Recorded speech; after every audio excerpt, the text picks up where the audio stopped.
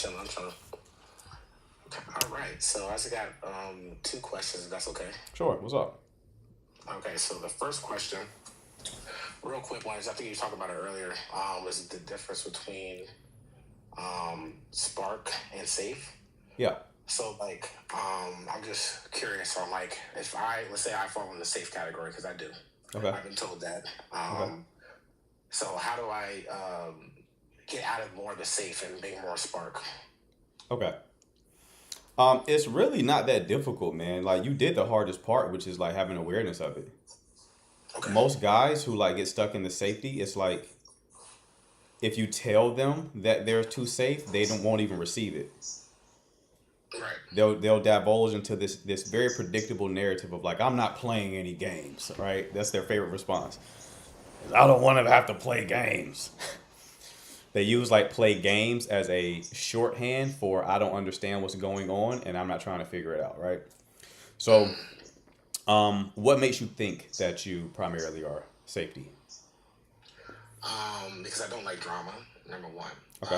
I'm not the type of person to. I'm not like a cheater or anything like that. I don't go out of my way to entertain multiple girls. I'm not like so, and I'm also a provider. Okay. So I think you said that's falls in the same category where if I'm in a relationship, I like to make sure my girl is taken care of. Right. Right. I make sure her needs are felt met. And that's a pro and a con. But Right. the pro means that she's getting what she wants, but cons in my previous relationships, I'm not. There's no drama. Like there's nothing to keep a. Some girls I've been in relationships with like drama. Okay. So that's gets the. So there's a Yeah, go ahead. healthier way to accomplish the same goal that drama accomplishes. And what's that? Yeah, Women like they like to feel, right? right. They like to feel, and that doesn't mean that all women will make peace with being in like a toxic environment, right? Because a lot of women are mature, so it's Okay. like they they aren't going to put up with that type of situation. But here's how you can accomplish the same goal without being toxic. All you have to do is A, have boundaries, Right. right? B, not be a people pleaser. And that's hard for me.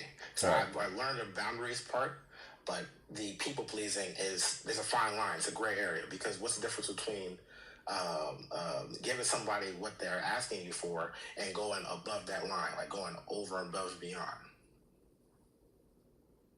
So what you want to do is you want to be more in touch with what you want. So you have to Okay. look at it like your woman's emotions are not your responsibility. It's not your job to make her feel better, right? So there's nuance here. You do want to be like a masculine container for your woman, which means like if she's coming to you with an emotional experience, Yeah. being a masculine container is like just being with her in that experience, right? And Okay. being the witness to that experience, just being Like being present. present. Right, being present. You're not Exactly. trying to solve it. You're not trying. You're just being present with her. Right, that makes her feel more safe.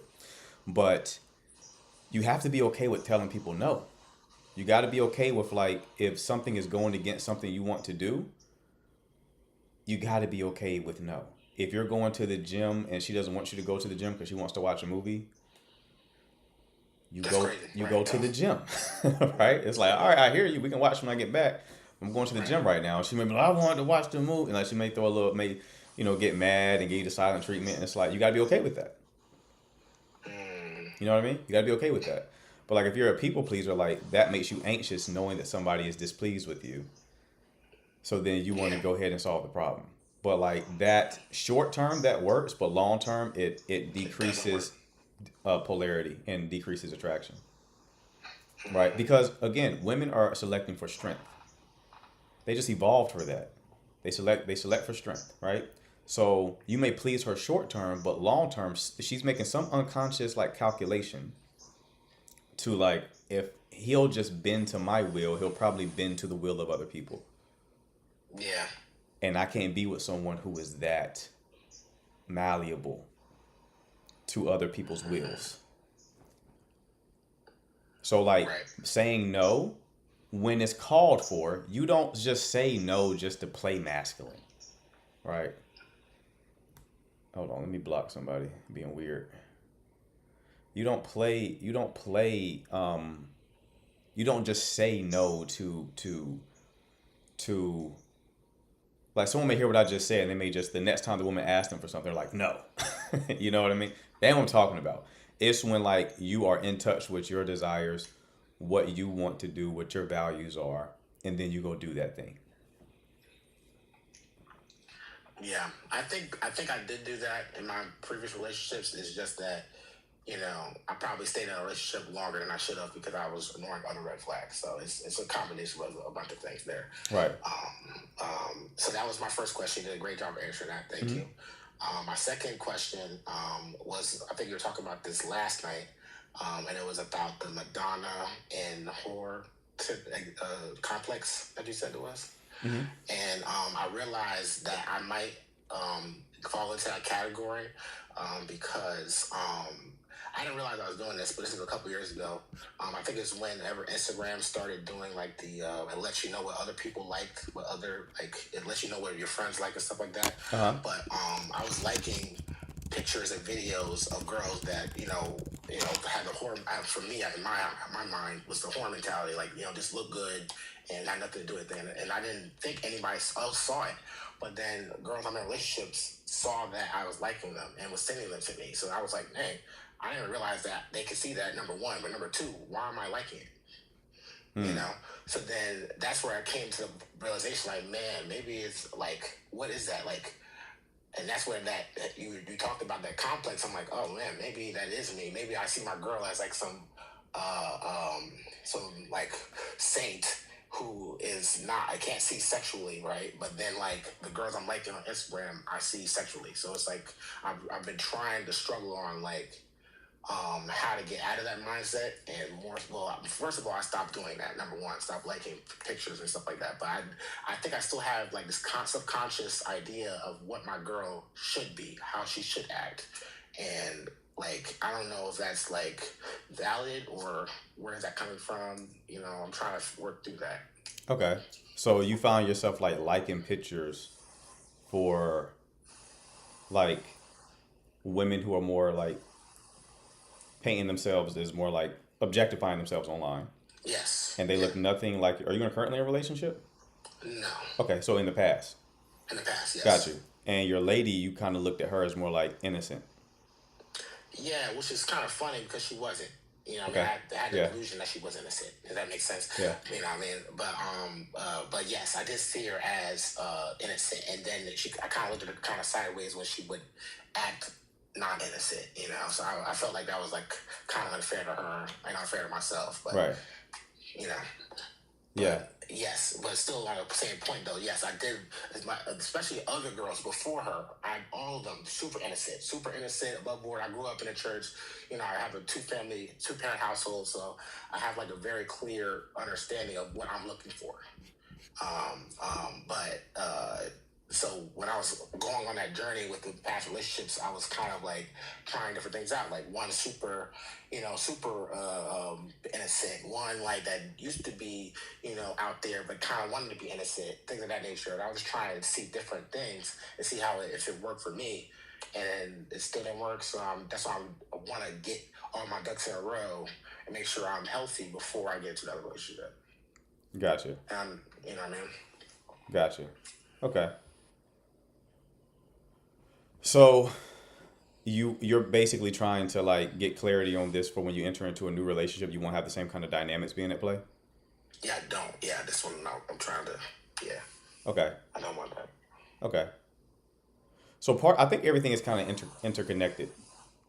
Like even your first question connects to the second.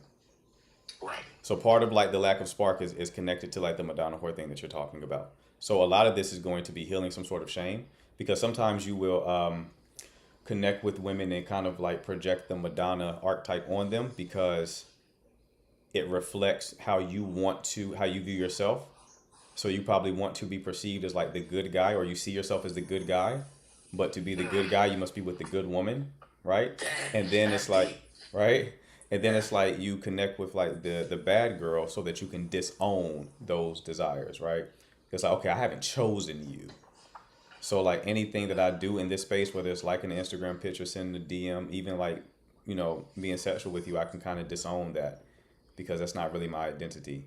My identity is more reflected in my relationship with the person that I chose.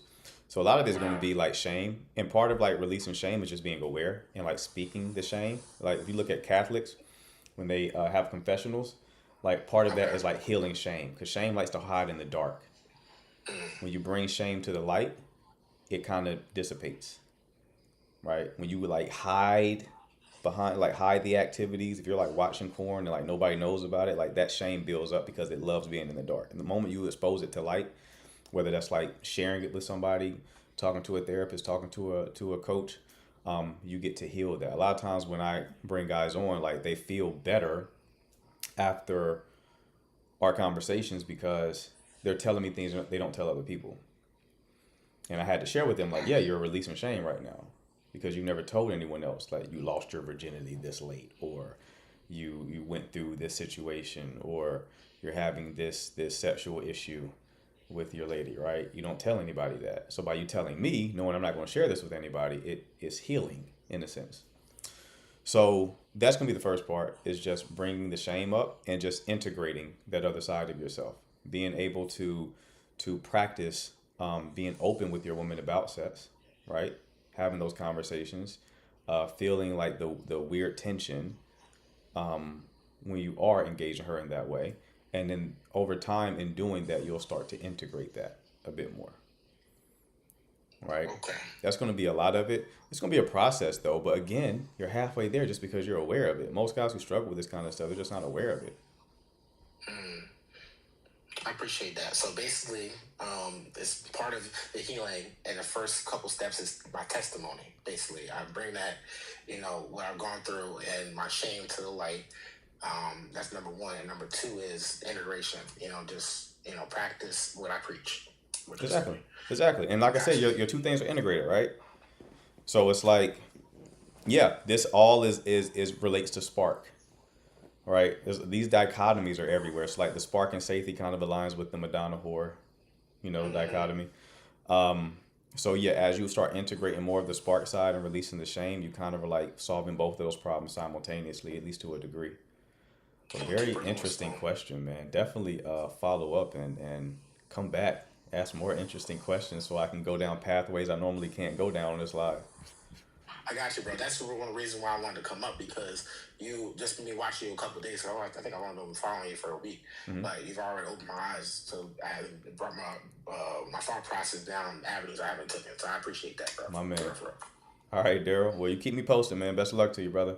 I sure will. Thank you, bro. All right, take care. That's what I'm talking about. See, that's why I like my guy callers, man. Always have insightful discussions. Okay, Dr. Katrina, what's going on? Hi, what's going on? Right. I think I just ran up on your page a couple of days ago, maybe. Uh huh. But I have a question. Sure. My question is, I am 51, Uh huh. and so I have, my grown children, but, I'm single, well, divorced, single for a long time now. But anyhow, why do you think do you think men are intimidated by women that are in positions that may be higher, or they may not be higher, or they may be doing more? I am very adventurous, and I am very ambitious. Mm-hmm. So I say that. So I believe in multi sources of income. Okay. I've been a nurse 31 years, have a few businesses and things like that. So I'll kind of stop right there because a lot of people think, they look at me and they're like, "Why are you single?" And it's just like I'm guarded, I guess. I don't know. Either I'm guarded or either other people are guarded because they think, okay, well, she is this, but I'm not. I'm like the coolest chick. I feel like I'm like, I'm one of the coolest people around. Okay. And and I like to have fun, but I am about my business. Right. My business, I'm about my business, but it just seems, I don't know. I just, So why do you it's feel just, like the men are intimidated? What's your experience been? well, they, I mean, that's kind of what I get from them when I talk to somebody, when I meet somebody, or not even meet. It's like people that I've known. They come back around and they're like, oh, well, you're this and you're that, and you're doing, you're writing books. You have your own business. And I'm like, so, well, let's go out. I mean, if they want to go out, but one thing, I don't deal with tomfoolery. If that makes sense. I mean, a lot of times the game. I mean, I know the game. I know what, I know I can read in between the lines, I'll say. Right. So if I think it's just for, wanting to just see if they can get back where we were at one point, then I am guarded with that. But, But now, specifically, why do you feel like you come across as intimidating? Like you told me that men have said that like you own your own business, but is that all they said? Like what about what they said leads you to believe that they are intimidated by you, therefore do not want to entertain you romantically? well, because I know that I know that I'm a good woman. I know that I'm a good woman. I know that I'm very successful, and Right. a lot of the people that I meet, the men that I meet that I have met, they will perceive they will act as if they they have all of these different things going on, which is fine. Mm-hmm. That's fine, because that's not what I'm looking for. I'm looking to live life, enjoy life, Mm-hmm. but they'll do. And this is one situation. Well, yeah, one situation. But then they want to, like, okay, well, I want to move in with you. I love you. I'll move in with you. It's like,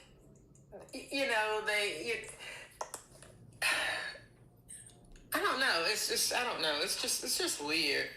It's Okay. just weird. I want to be in a relationship, but I know that I am guarded. I'm conceited. No, I'm not conceited, When you honey. say you're guarded, what does that mean?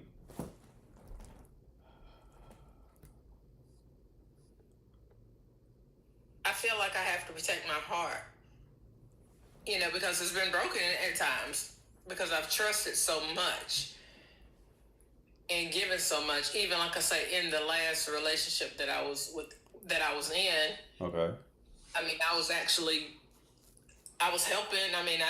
I was giving, to this person, because I knew that I felt that he needed it, but he was actually also saying that he was gonna, help me on the other end, or we were gonna combine on the other end, and it didn't. It didn't happen. It ended up to where I was just a giver, and he was a taker. But then he was really making plans to move from where he lived to move with me. Okay. So when you say you are guarded, how is that hurting you right now in your current dating life? Because it's hard for me to, I guess, really, really trust. Really, to really know if they are really, if we go out and we date, which I hadn't dated in a while, but if I go out and I date someone, then, are they want, where are we going with this? Where are we going? Because a lot of times, like I said, I've been kind of, pushed to the saddle. Okay. So what is the core of your problem? Because these sound like two very different problems. Is the core of your problem that men are There intimidated? probably are two different problems. No, these are definitely two different problems. So on the one hand, you say that men are intimidated by you, and the other hand, you say that you're guarded. So which is the core issue that you're facing? guarded because I feel like I have been told that you are very intimidated. I mean, you're very intimidating because you do blah, because you do this, and this. But that's not. But that, if anybody looks through my pages or anything like that, they will see that is far from who I am. That didn't answer my question. Like, I'm struggling to understand what the point you just made. I asked you, you're ascribing two different problems. One is that you are guarded. The other is that men are intimidated by you. But those are two different things. And you just told me that you are guarded because men are intimidated by you. That doesn't really make sense to me. Well, it doesn't make sense to me either. I guess that's why I was kind of trying to get some understanding on it. No, I don't think. It doesn't sound like you came into this conversation with the awareness that men are intimidated by you and that makes you guarded. It sounds like you connected those dots as we started talking. But I'm just saying that doesn't really make sense. You wouldn't be guarded because men are. You're guarded because of your past relationship. That's clear, right? Okay. So you being guarded has nothing to do with men being intimidated by you. So what I'm trying to get to is, what is the core of your issue? Is the core of your issue that you are guarded, or is the core of your issue is that men find you to be intimidated? This is how you would know. If men are leaving because they can't really access you, right? And you can't really connect, or you're keeping men at arm's length, or are men just not wanting to see you, even though you are open? So which one sounds more like your issue? Does it sound like you're keeping men away, even the ones who seem to be interested in you, you're keeping them at arm's length? Or is it that you are willing to connect with a guy, but he just doesn't want to move things forward? Okay. Yeah. Okay. So yes, I have kept men at arm's length away. Okay. So that is the problem. Has nothing to do with intimidation, it sounds like. Or if anything, that's a secondary problem. So the first thing is you have to get clarity on what the situation is, because right now you don't know what problem to solve. So I'm sure the intimidation factor is at play, but it's the wrong word. It's not intimidation. The guys aren't scared of you. They just aren't attracted. Because when you say that you're a good woman, that's great, but that's the same thing as guys coming to me being like, why can't I get laid? I'm a good guy. That doesn't mean anything. This is a marketplace to a degree, right? And I hate to call it that because it makes it sound like it's not romantic, but that's what it is. You have to know what people want. So if you're going to want to date men, you have to say, what do men want in a woman? What are they attracted to? Just like men have to be thoughtful about, like, what are women attracted to? If you want one, they're not attracted to your accomplishments. They're not attracted to the books you wrote. They aren't attracted to you having doctor in your name. None of that is attractive. It's nice. It's stuff that is nice, right? I can give respect and appreciate that, but I'm not like attracted to it, right? So if you come and you lead with all those like qualifications and all those things, or if you're having a conversation and you're looking for opportunities to one up the person you're talking to, it's not attractive to the right man. No one finds that to be attractive. It's just something that they either value highly or they don't value that highly. It doesn't turn a man on to hear how much money you made. That's what attraction is. And that's why at one point I just said I'm a nurse. I'm a nurse. I didn't go into any of Good. what, because people always ask, what do you do? Right. That's one of the things that's one of the common questions. And listen, you don't have to hide it. It's just like, but you're not like leading with it like it's something that's going to make you. I mean, the equivalent would be a man who has money leading with his money on a date. Isn't that a turnoff? It's a turnoff, right? If you go on a date with a man, he starts talking about his money, you're like, you may want a man who has money, but you don't like the fact that he's bragging about it on the date. Right. It's like, wow, why are you doing that, right? So that's the first thing. But a lot of times, women who are very successful and independent, men like to feel needed. Right? And a lot of women who are very successful, they've lived a life where they've had to do everything for themselves. Right? And that can be a hard pattern to get out of. So they don't make the men in their lives feel like they have a place in it other Mm-hmm. than just like sexual, right? I've dealt with women who are like just very independent. They'll go to the grocery store and try to carry all the groceries in the house. Right. They dropping eggs and shit. You know what I Right. mean? Right. Like let Right. me let me get the groceries. You know what I mean? So like Yeah. just the feminine role is to, not the feminine role, but the feminine side is like it's receptive. It's the negative pole. The masculine is the Right. positive pole. The feminine is the negative pole. So like a part of being feminine is to receive. Right. So you have to be comfortable receiving. That doesn't make you weak that you're receiving, Right. right? And I try not to be. I mean, Okay. I'm not. I just, you know. I'm just covering all the bases here because when Yeah. you say Yeah. You're good. I mean, intimidation, what you're saying is good. yeah, I appreciate what yeah, you're saying. absolutely. So it's like when people say intimidate, when women say intimidation, that's normally what's going on. What I'm describing now, Right. right? Right. Now there is an aspect of it where it's like both things are true. Everything I just said is true, but what's also true is you will turn some guys off just by being more successful than them.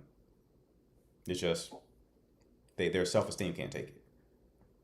And I don't want that because I Right. want the right guy. Right. I mean, you So know, I'm the just right letting you know, person. like even if you did everything that I just told you, there will still be men where it's like if they become aware of the fact that you are significantly more financially successful than them, they'll turn and go the other way. Mm-hmm. And there are men who, if they find out that you're more financially successful than them, they'll lean in because they want your money. Right. So you definitely gotta lean into discernment Right. with this situation. It gets Right. harder for women to as they become more successful because you'll want somebody who is as successful as you or more, and that's such a small pool, right? Still possible, but it's just such a small pool. So anyway, I'm telling you all this so that you can cover all your bases. But it sounds like the core problem for you, because as I was talking about the whole feminine stuff, you were responding very positively, which tells me that's not a major issue for you. Right. Maybe a little bit, but not a major issue. I think the biggest problem is your heart isn't accessible because you're guarded. Mm. Okay. So, and the core of you being guarded is fear, right? And the only way to deal with fear is exposure therapy, meaning you have to do the thing that you're afraid of doing. Okay. So the practice for you will be when you are on a date or dealing with a man, microdose being vulnerable, right? Mm-hmm. So let them see your inner world. You don't have to like dump everything, but Right. you Right. just go a little bit more. Think of it like an onion, right? You're just showing more layers of the onion. You don't have to Right. just go to the core of it like on date number one, but just every engagement, you just start showing more and more and more, right? Right. And as you Right. do this, and you assuming you've chosen well, you'll show your nervous system that it's not threatening. As you show Mm-hmm. more of yourself and you reveal more layers of that onion, and nothing bad happens, your Right. nervous system will go, huh, I guess we can stop bracing so much because it seems like nothing bad is happening when we start to open up a little bit more, Right. right? Okay. And then over time you start to soften. Right. Okay, so that would be the practice for you. But an important caveat here is make sure that you also are aware of red flags. So Mm-hmm. like if somebody is showing you signs that they're not they have poor character, Mm-hmm. don't start opening up to that person because then you'll achieve the opposite of what I just said. Mm-hmm. Okay? Right. Right. Right. Right. Okay. I appreciate that. No problem. That's good. All right, so give that a try. Follow up with me and tell me how things progress. Okay? I will. Thank you. No problem. You take care. All right. Nabila, what's going on? Hi, good night. How are you? Great. What can I do for you? Sorry, my question might not be as in depth as the other ones. Just as you know, I'm so new to this dating world, and I just want some little piece of advice here and there. I was in like a really long marriage. So when you're dating a guy, and I'll give you like a hypothetical, and if you want more details, I can talk more specific. But Okay. is it if you're dating someone and you feel like it's faded out and you feel like this person is emotionally intelligent enough to possibly give you an answer, is it like, quite frankly, will it look weird if things fade out and I kind of want some constructive feedback from that person? So if I were to ask them like, hey, the vibe between us was so good between like every date that we went on, the 4, 5, 6, whatever, and I just kind of really want to know, like, what maybe took a turn. Would I look weird, or is that like not socially acceptable in this world of dating? Did they end things with you? No, not. It hasn't even happened yet. I just feel us fading, and I'm like preemptively. I'm preemptively like, if it does fade, I really want constructive feedback, right? Because Okay. this is one person that we both like spoke about intention and everything, and we both had the same intentions as far as what we were doing with each other. So, So did you meet this person on a dating app? But we've had really good dates. Like everything in person has been like amazing. So Okay. that's why I don't understand if it does continue to fade out. I gotta ask though. Did you sleep with this person? Not 100%, not really, but Not 100%. close to it. Okay, so we did other things, huh? All right. Okay, that would be an important, variable to consider. Like if you start seeing like people acting or guys acting differently after physical intimacy, then it's like then that's obviously what they were after, right? So, Right. Obviously, yeah. So that's why I'm like, I don't know if it was that, because they didn't quite get that all the way yet, So I really want constructive feedback on how I date, and I don't like. Well, it's hard because people often don't. It's no point in asking. Okay. Because a lot of times people don't know, because it could be just a feeling, right? Right. Like if guys that you dated in the past probably wanted to ask you that question, you probably wouldn't know it for real. You probably Or have be to honest. think about it. You either wouldn't know or you wouldn't be honest, especially if you Right. knew that it was going to be something that would hurt their feelings, right? Right. So then it's no point in even asking. But the problem is you're assuming that if somebody creates distance, that it means you did something wrong.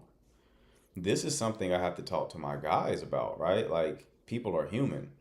So a guy will assume if a woman breaks up with him or if she turns him down, then that means something was wrong with him. And it's like, no, not necessarily. You could approach a woman who Wednesday she would have gave you her number, but Tuesday she decided not to because she was having a bad day. Like, it's just so many variables to consider, and most of which have nothing to do with you. This could be someone who maybe thought he was more emotionally available than he thought, and then as he got closer to you, actually, I don't think, that I'm ready for that, or whatever the case is. It's all of those things. So it's like there's no telling. If you were someone who has been chronically single, maybe we would dive deeper into it. Like, if you were someone in your 30s and you've never had a relationship, I would be like, okay, well, and you've been trying, I would be like, all right, well, maybe there's something going on here, right? But you've been married for a long time. So I don't think that you're doing anything wrong. Just because the dating landscape has changed, like, what people like hasn't changed. Okay. So you don't have to there's nothing wrong with you. There's nothing that needs to be fixed. Okay. Right? You're a beautiful woman. I've seen your profile. I've been there. I've been on it.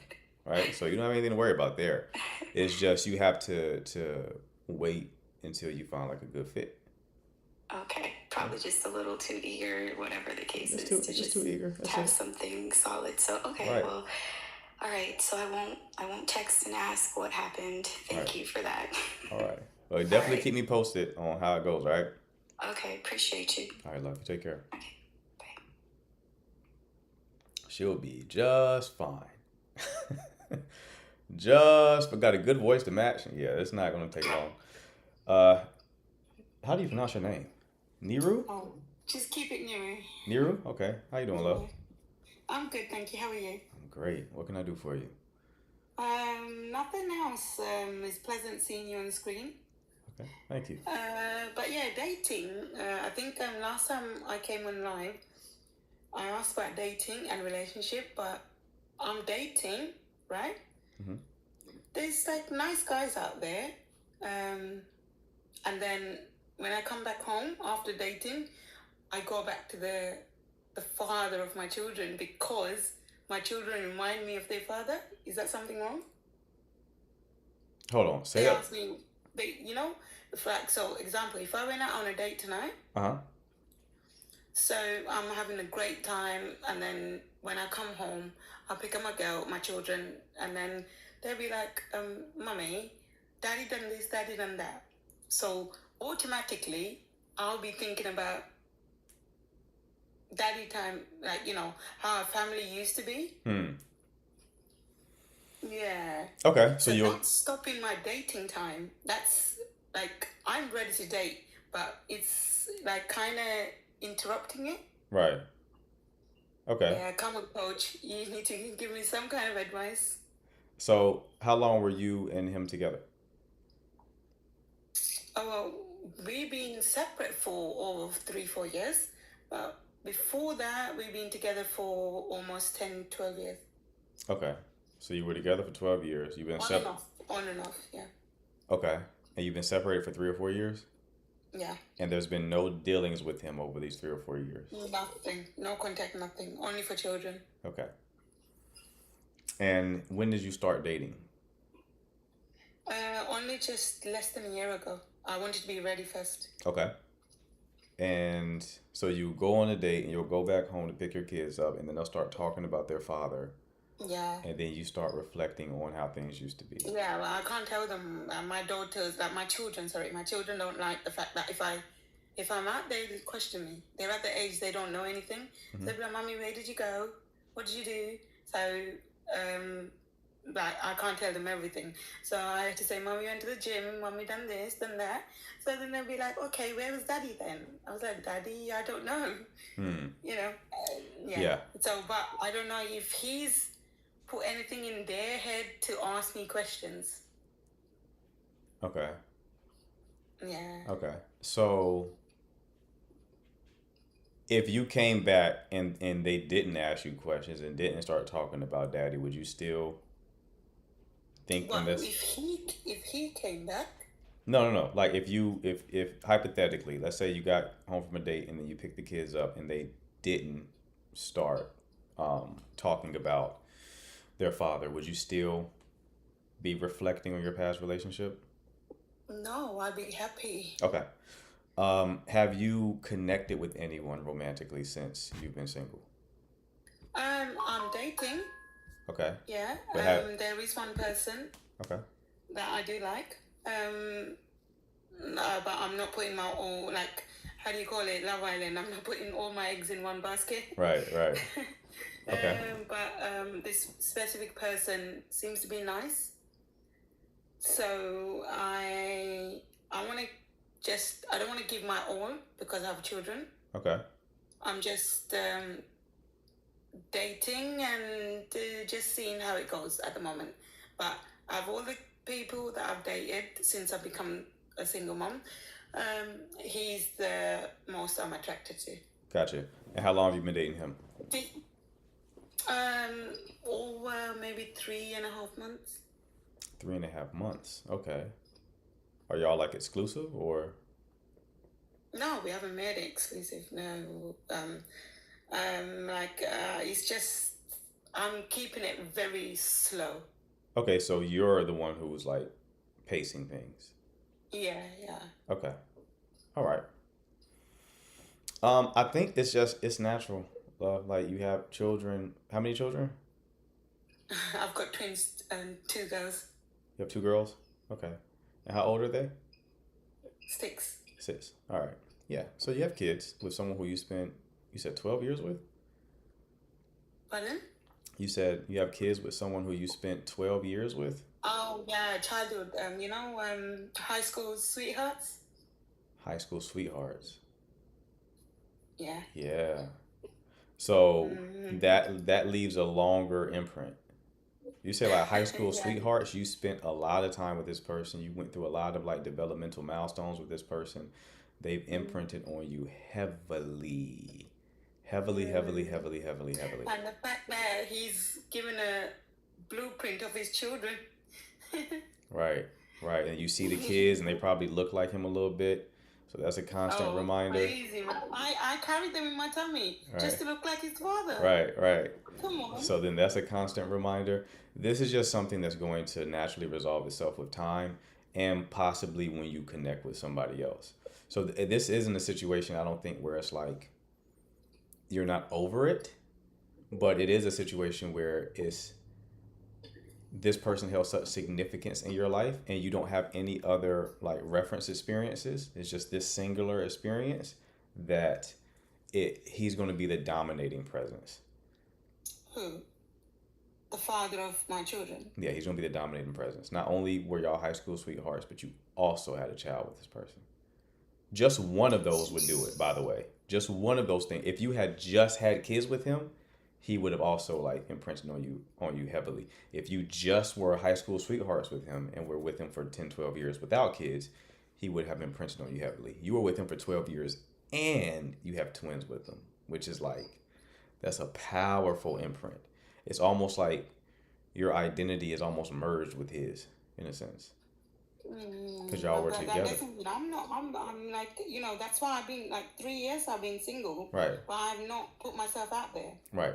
Which was the right thing. But what you're describing isn't like, oh, I'm not over him. You're just describing a situation where it's like,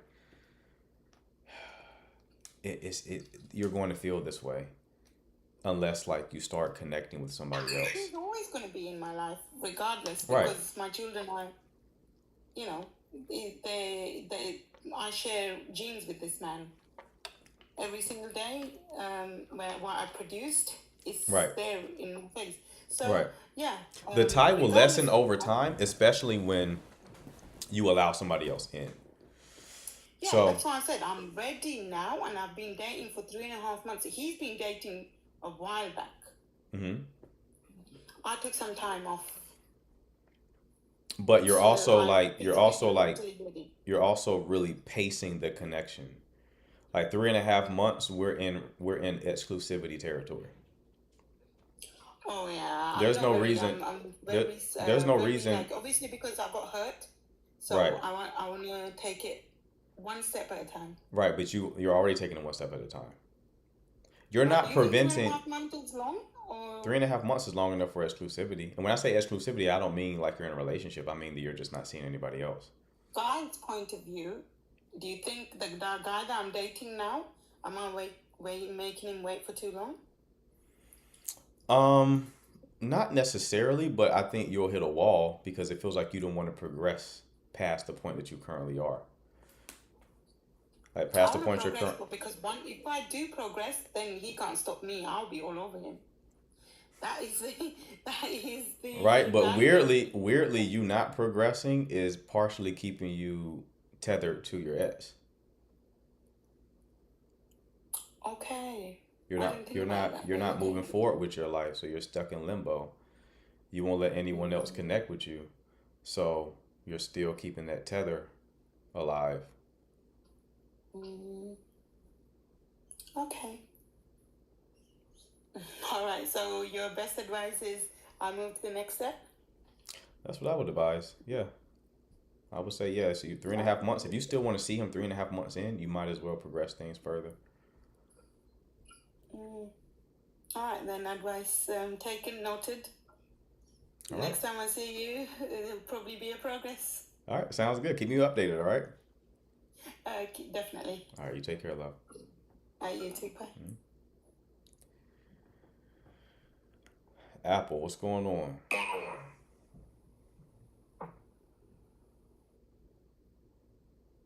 Apple, are you there? You're muted.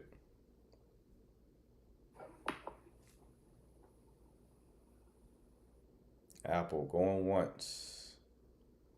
Going twice. Soul. King, what's happening?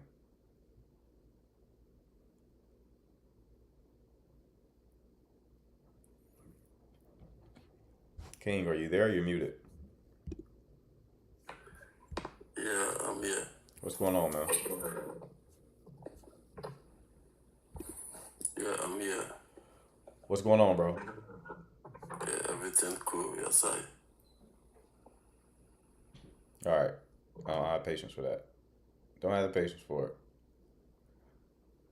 Jesus Christ, bro.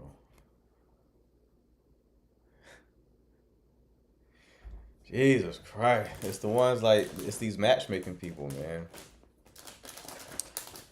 Anywho, so if you have a question pertaining to dating or relationships, you can hit the button at the bottom of the screen with the blue and pink person. I'll bring you up. Alternatively, you can drop your question in the chat. I'll answer it there until we get another caller, all right? But again, this is no matchmaking. Only request up if you have a question.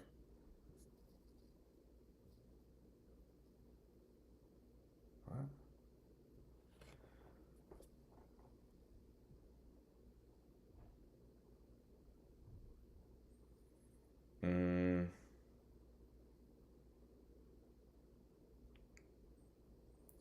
Had a crush on him since 2020. We had a fling, but he didn't ask me out, so I left and dated others.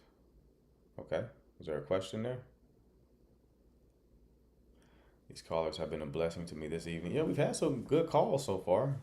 So let's keep the ball rolling. Let's get some more people asking questions. Don't be shy. This is your opportunity to get clarity, find a pathway forward.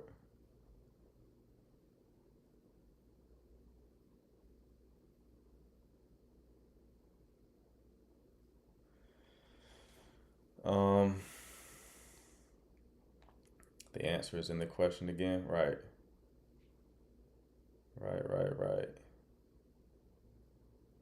We stay friends, but he's the most high value man I've met. I still want him. How do I get him? Okay, love. We're getting in weird territory. You can't force somebody to like you. It's the wrong live for that. All right. This is the wrong live for that. You want the people who are making like love spells and love potions. You want some bubble, toil, and trouble type shit. Just go to the other live for that. You don't get that here.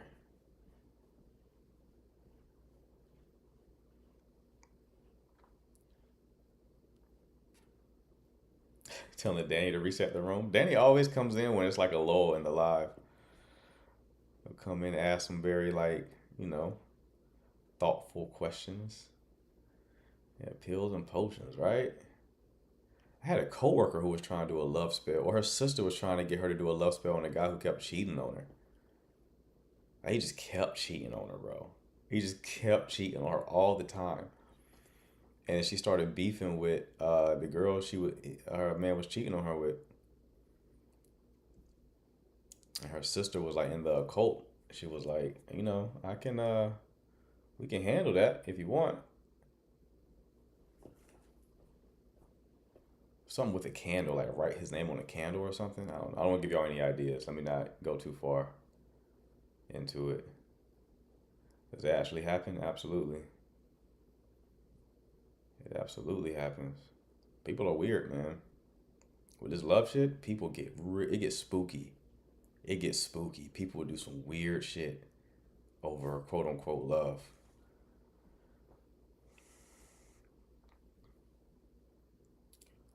What happened? Did it fight again? What? Did it happen again? Oh yeah, she got cheated on quite a few times after that conversation. She told me that on probably the beginning of April. By mid-April, she was cheated on about 5 or 6 more times. She was calling out of work, losing hair, skin breaking out, just sick. I'm like, you probably should break up with him, love. Like, it seems like I'm seeing you're starting to lose that ass. You had a little ass on you just a month ago. You had a little ass on you. Now your ass is leaving. You're losing weight. I don't like this. I was patiently waiting for my opportunity for me to get up in there. But now I'm seeing you losing a bit of that ass. Now I'm concerned. I'm concerned when it's my turn that I won't enjoy it because you're losing too much of that ass. And I need you to figure it out. So I think you just need to break up with him. We had a heart to heart. We had a heart to heart. She eventually left.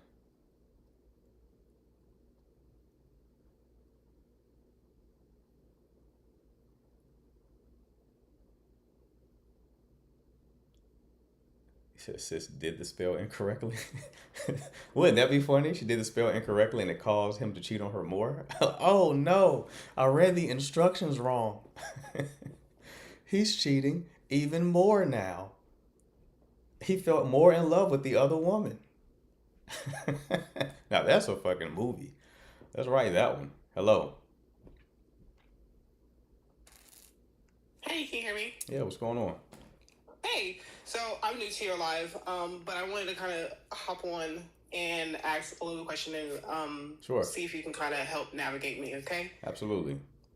Okay, so give you a little background. I am technically separated from my ex-husband. We were married for quite a few years, like 14. Okay. We share 4 children together, and before our separation, we were going to therapy and like trying to work it out and all that stuff like that. We're coming up on our year of us being separated. Mm-hmm. And in my state, we have to be legally separated, which means like we don't live together and we don't share a bed for a year before we can even file for divorce. So I'm in that space. So during this time, I haven't been necessarily dating. And the reason why we even split up was because of infidelity on his part. And so I'm starting to heal from that. During we started going downhill, and like I said, we were going into therapy before the separation and before the whole situation happened, due to me starting a modeling career, and I am not ugly, and I am also 5'10". All right. So I am can be intimidating by males. So I have that, and I've felt that maybe he got insecure when it came to like modeling and being in that space, and so so yeah, that's kind of how this happened. So I guess my question is like, where exactly, like, what would be like a time, I guess, or where do I go forward? Like, as like, even though like I'm ready to kind of like be done with the situation, and I don't have any romantic relations like with him or that type of connection with him like anymore. He is dating as well, that I have known and like out and about and stuff. But I don't know, I don't have, I guess, the dating skills, and I don't want to be on dating apps or anything like that, but Right. I do enjoy male company. I just have never had to, I guess, be around men to talk or do that. But Yeah. I also am very intimidating because of my personal vibe. What about your personal vibe is intimidating? Like I said, I carry myself well. I'm tall. And I very much wear 3+ inch heels normally, just because I feel like it. So Okay. So you walking around like Dwayne Johnson. period. All right, I got you. It definitely complicates things. But I enjoy that. I enjoy getting dressed up. I overdress, like I wear perfume, like, so it's just like I present myself in the world like as, I mean, who I see myself as, like in the mirror, right? Like, and so, and sometimes it doesn't necessarily read as either I'm super conceited or cocky, or I think I'm all that, or or I can't be, I can't be touched because I'm not in certain people's caliber, which I've never stated that or whatever, because I'm really humble and I'm really down to earth, and I have a great personality, but you're sounding very humble right now. Wait, what? I say you're sounding extremely humble right now. I'm just giving you context. I get it. I'm messing with you.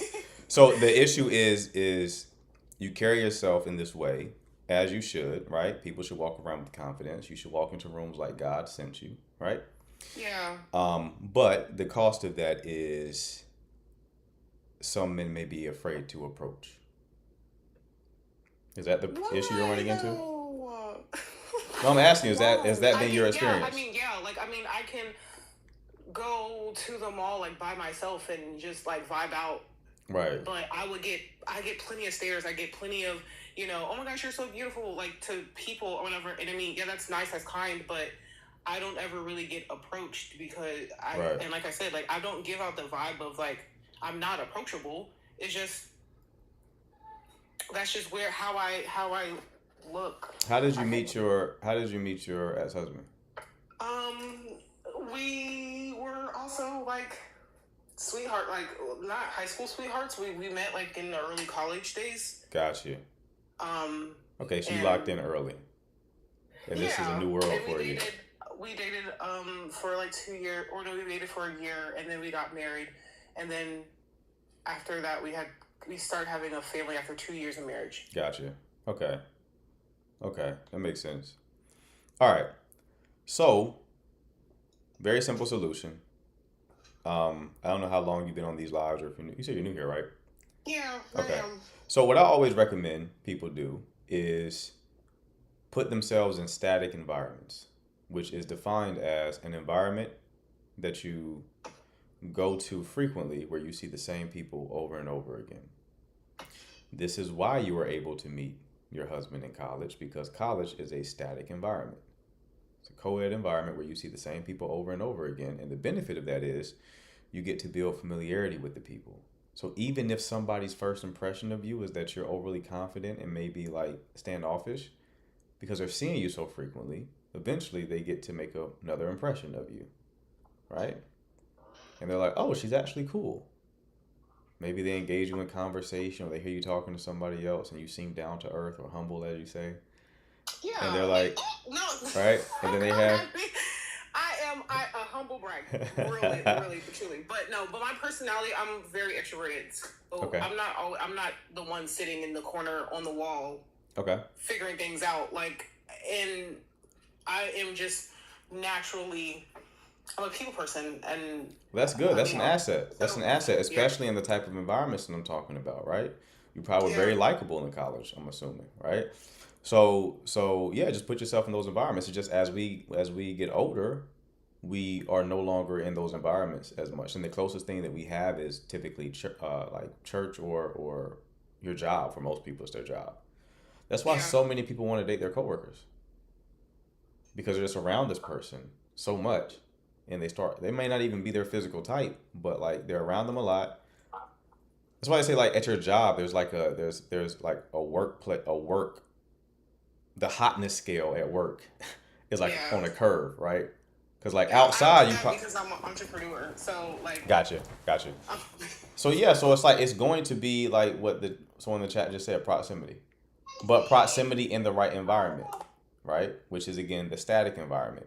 You don't want to, especially with your attributes, go into a dynamic environment isn't going to be that helpful, right? Because if you are carrying yourself in this way, it may make people, shake in their boots a little bit. And then they don't have the opportunity to change their impression of you, because after that 1 hour that you're in that environment, you're going to leave and they may never see you again. So if you go to a bar or something like that, they're going to see you for 2, maybe 3 hours tops, and then they'll never see you again.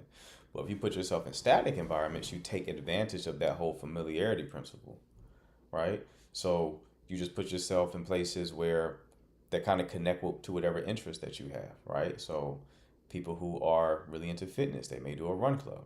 They may meet weekly for a run club. I was talking to a young lady who's doing hiking now. Like, she joined a hiking club, and it's weekly.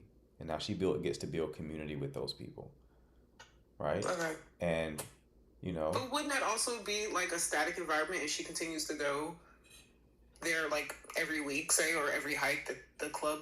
the hike club, yeah, because it's the same people there. But like Okay. if you go to a bar every week, it's always different people there.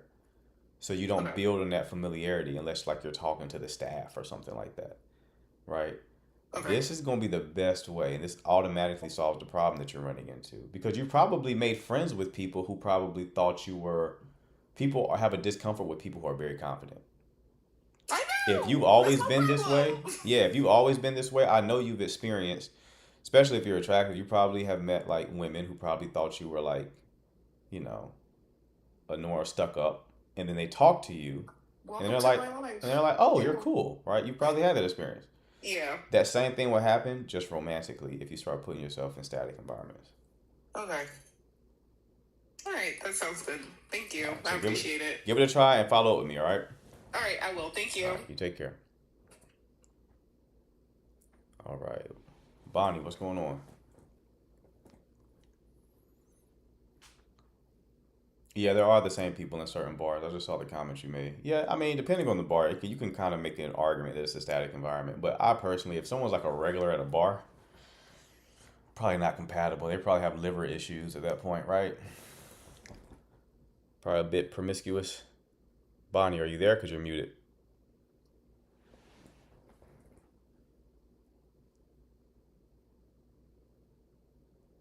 Going once. Going twice. Oh, Hannah exposing herself in the chat. I wasn't even thinking of you, Hannah. Holly, what's going on? So how are you? Great. How are you? I'm good, thank you. Good. What can I do for you? I just want to know. So, when I'm trying to get to know somebody Mm-hmm. and I'm honest, why is it like I'm always trying to? How do I want to put it? Like I'm trying, like I'm being honest, but being honest is not enough. You're being honest, but being honest is not enough. Right? It's like he would want me to lie to him. Like someone you're in a relationship with? I was trying to be, Okay. but like for example, I went to a spa with some coworkers, but because I didn't tell him, he feels like I'm trying to play him. Hmm. Okay. So, And my problem is I'm too good at goodbyes. Like I don't need to try to figure out what the issue is. okay.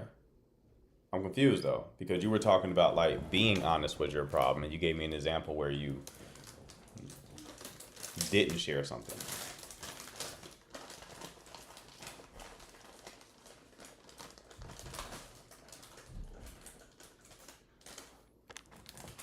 You still there? Yeah, I'm here. I'm just trying to be able to.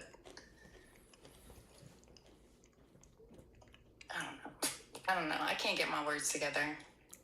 Let's talk through it. So, give me an example of you being honest and that not working in your favor. So like, same guy.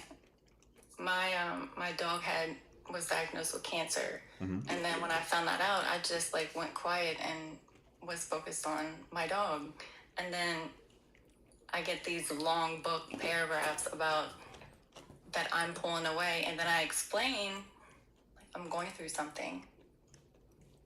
Like he's not going to be here within the coming weeks, Uh-huh. and then that's still not good enough. So, did he know? Did you share that your dog had cancer when you found out, or did I you did. wait? I did share. You did share that immediately? Absolutely. Okay. Okay. And then now I just got another long book message from him that we can go shopping for another one, but I'm not even ready for that. Right. And he's So- like, well, we can share it together. I'm not even in that mindset. How long have y'all been dating? A couple months. So 2 months. Mm-hmm. Okay. How'd you meet him? I've just known him. Like I went to high school with him. Okay. So this was like a friend of yours? Yeah, but like I was never really attracted to him because he's like a very flashy type and always wants everybody to know what he has, and that's not me. Gotcha. But I try to put that aside and look beyond that. But Why did you try to put that aside? I guess I lower my expectations to Why? meet somebody else's. I don't know. I just always do that. How old are you? 43. Okay. And you know this guy since high school. Hmm. Okay. So why at 43 have you just decided to date him? What happened in your life to make you even consider him at this point? That's a good question. Because I can't even answer it. Were you in a relationship before you started dating him? Yes. Okay. How long was that relationship? It was a year. A year? Okay. Yeah. Why did it end? He stole my credit card. He stole your credit card. Yeah. Okay. Do you have a tendency to date men who are like that a little bit? I guess so. It seems like a pattern. Okay. And this new guy is like the opposite? Yeah, like he'll flash money in my face, but I don't care about money. Outside of the flashiness, is he someone who's like dependable? Yes. Okay. So, sounds like you've been dating men who you were very attracted to and they hurt you. And now, to avoid that pain, you're dating men who you're not very attracted to, who you feel like won't hurt you. Right. Okay. That's probably part of the reason why you didn't reach out to this person about the dog situation or after the dog situation, because you probably just didn't want to. Not at all. Right. If you were dating the person who stole your credit card and this same situation happened, you probably would still be talking to them because you want to talk to them. True. But you don't want to talk to the current person. So you're effectively settling in a sense, right? So you don't really like this guy. You're forcing yourself to deal with him because you feel like you've chosen the wrong men before. So let me just try to force this now. That's the core of the problem. Okay. You have to deal with men who you actually want, right?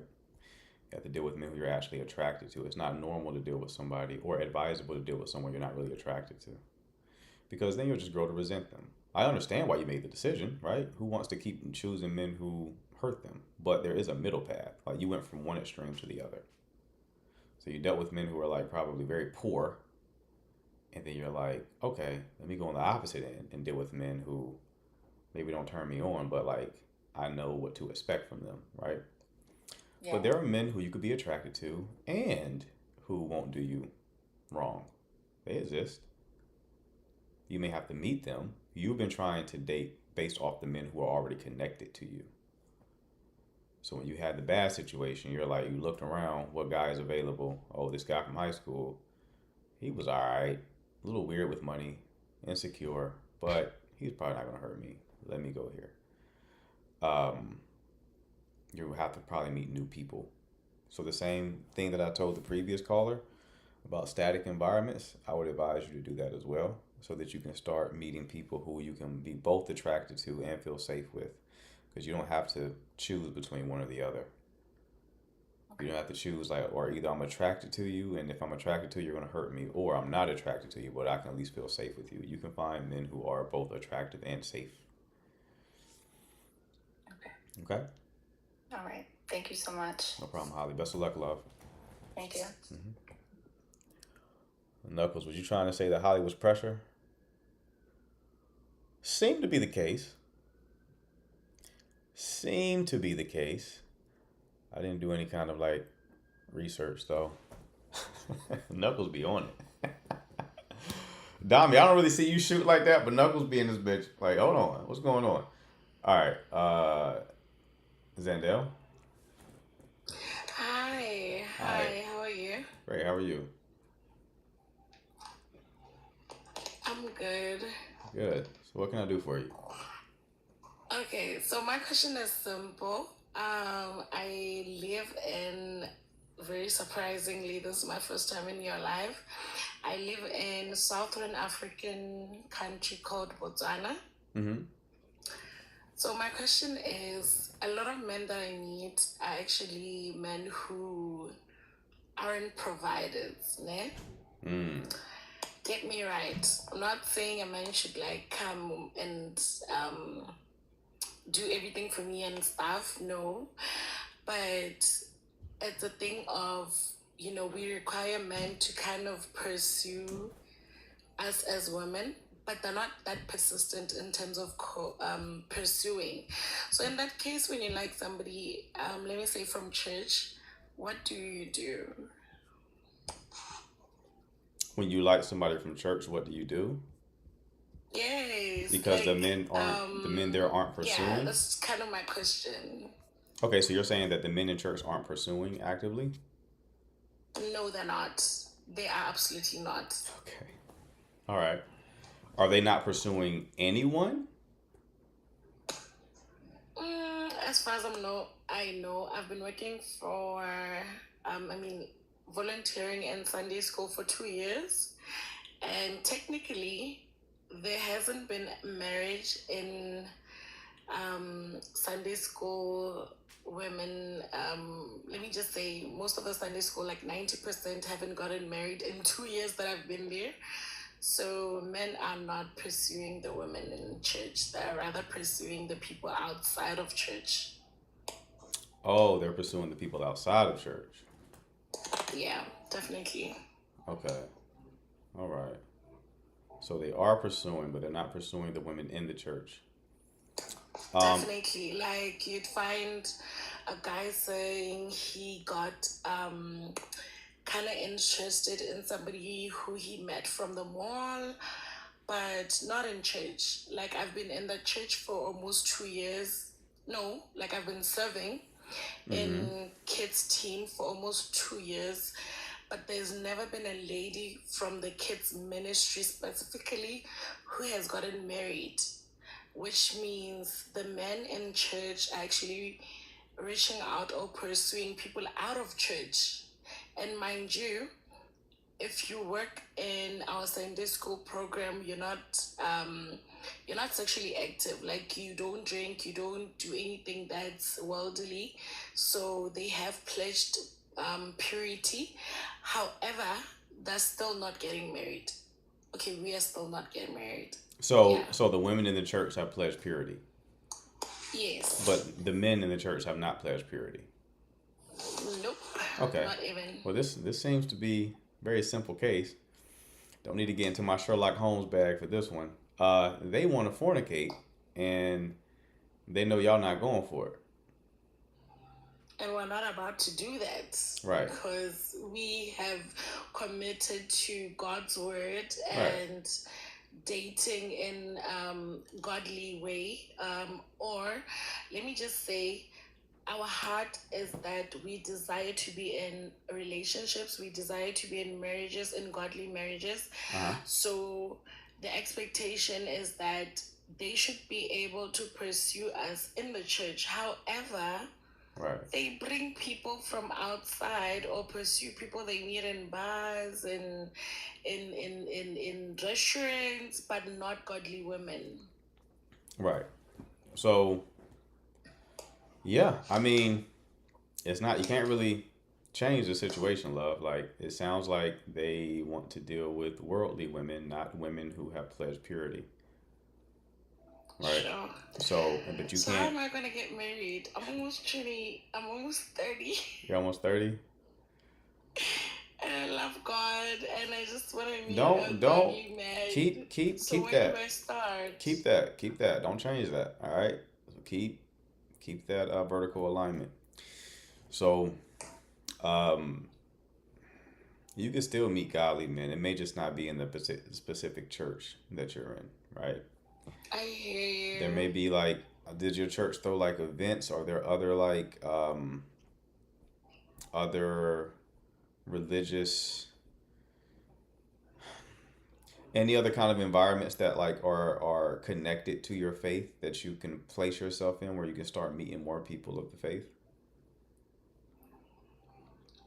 I've tried. I feel like as the years go by, I'm afraid to like connect with other people out of church because it always ends the same. So my desire really is to do things right. Therefore, I try by all means to like maybe wait for a man to pursue me. Yeah. Yeah.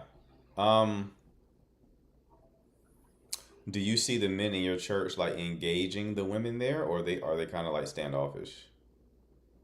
Standoffish, and mostly they would really like lay onto, hey, I'm kind of getting my money right. There's always something. They're always trying to get something right. But at the end of the day, we both know that financially you work things out as you go. It's Right. okay for a man to be established and for a woman to be established. However, it's very important for us to be cautious as to what do we mean by established, because Right. men in church, they read the word, we read the word as women, but there's this perspective that they want to try to get somewhere before they actually pursue women, you know. So I think my thing is it's very important to like understand what you can do as a woman if the people that you thought you're supposed to rely on don't turn out to be the same. Like, I'm sitting here thinking, what can I do besides church to kind of meet my man? This is what I tell you. You have to treat this like it's a social problem, not a dating problem. You gotta give God more to work with, right? Okay. So the Okay. more people you connect with, the more you give God to work with, the more people He can work through. Okay. So stop looking for your husband and just look to connect with people, Okay. to befriend people. Okay. Because the more people you meet, the more people can potentially introduce you to somebody who Sure. is in alignment with you, right? You got to get out of That's like this I'm hunting for my husband mode, okay? So treat it like it's a social problem and just go out and socialize. Fellowship. where. You just That's gotta find profound. But places. where should I go So I to? always say, I don't know how things are in your country, but it's like I just always tell, like even the previous callers, I said to go to static environments, right? So that's like environments. Church is a static environment. It's an environment where you see the same people over and over and over again. But there's more environments like that where you can see the same people over and over and over again. Maybe there's a weekly game night. Maybe there's a weekly trivia night. Maybe there's like a sports league to join. Maybe there is, I know over here we have like hiking clubs and run clubs, right? So just try different Yeah. things. Networking events, somebody said. Just start trying things. Treat it as experiments. Just because you go somewhere once doesn't mean you have to keep going there. But wherever you go, make your intent to just spread positive energy with both the men and women and connect with people platonically, romantically, however it happens, right? You don't have That's to just be like a profound. super extrovert, but just make it like even if you go to a place and you know you're not going to keep going there, at least leave with like a new connection, a new person that you smiled Okay. at and you talked to briefly, right? You start doing that over time, it will compound and you give a God a lot of material to work with. Okay? Okay. All right. No, thank you so much. That's so profound. And I hear you. I really appreciate it. No problem, love. Best of luck to you, all right? All right. Bye. Bye. All right. Who we got next?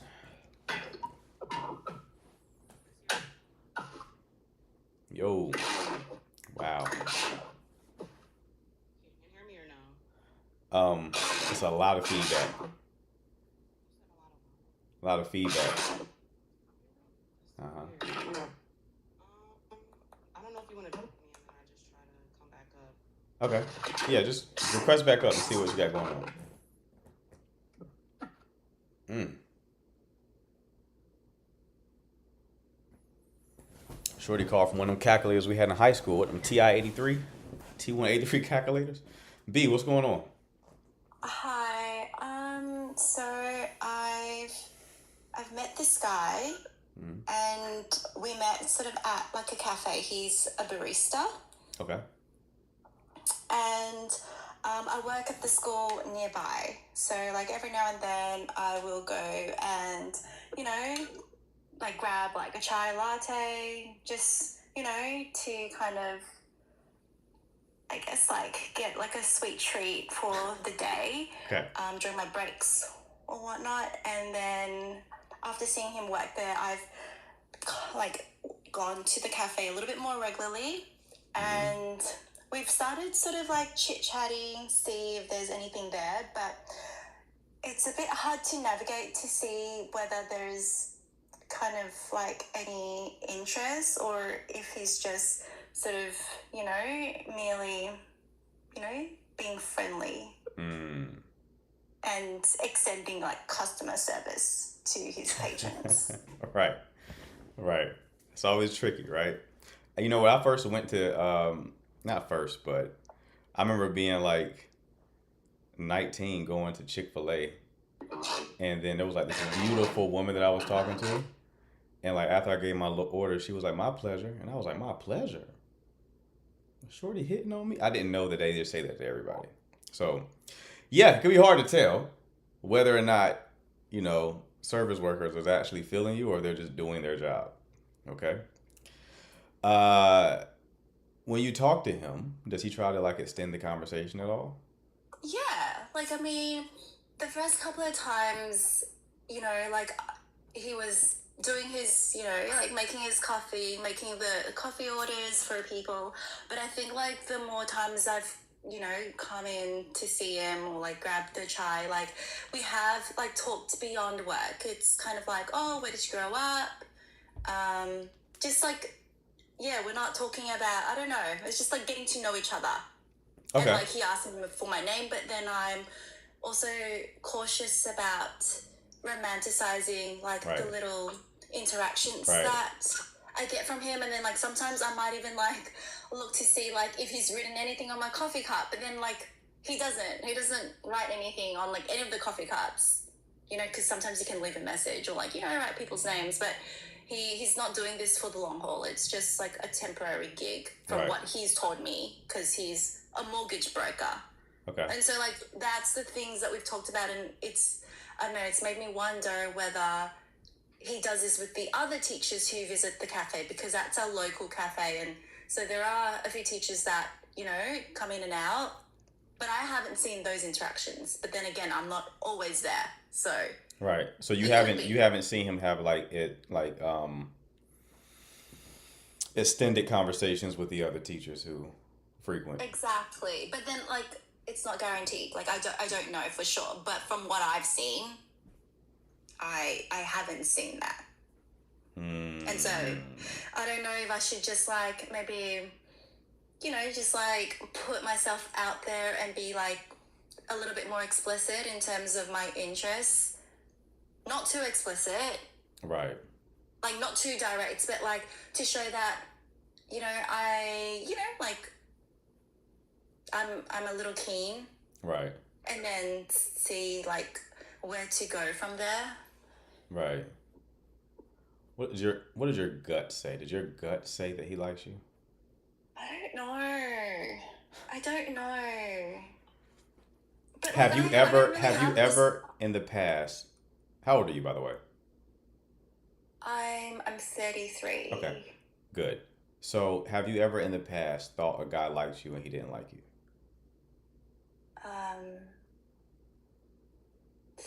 And by like, I mean just being attracted to you, not like wanting to be in a relationship or anything. I don't know. I feel like guys are so friendly. I can't tell, but like I don't know. Like, guys look, but it doesn't mean that, you know, if like the guy looks at me, it doesn't mean that he's attracted. He just could just be looking for, you know, for looking's sake. Well, you know the look though.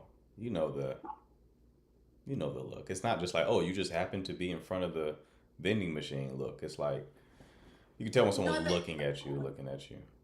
Like, he could be looking at me, but like not checking me out. Okay. So I've had that look, yeah.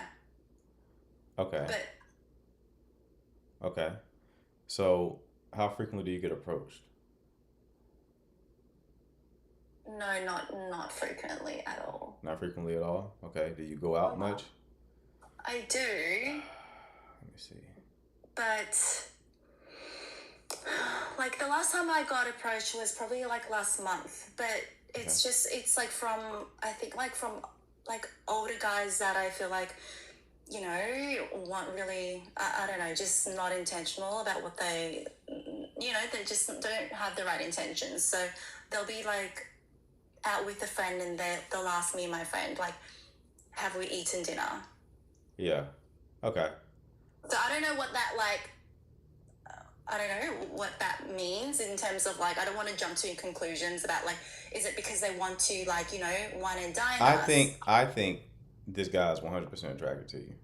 I think both of you are like doing some game theory shit right now where it's like he may not want to move things forward either because he can't or because he's doing like a cost benefit analysis. Like, okay, she comes in here all the time.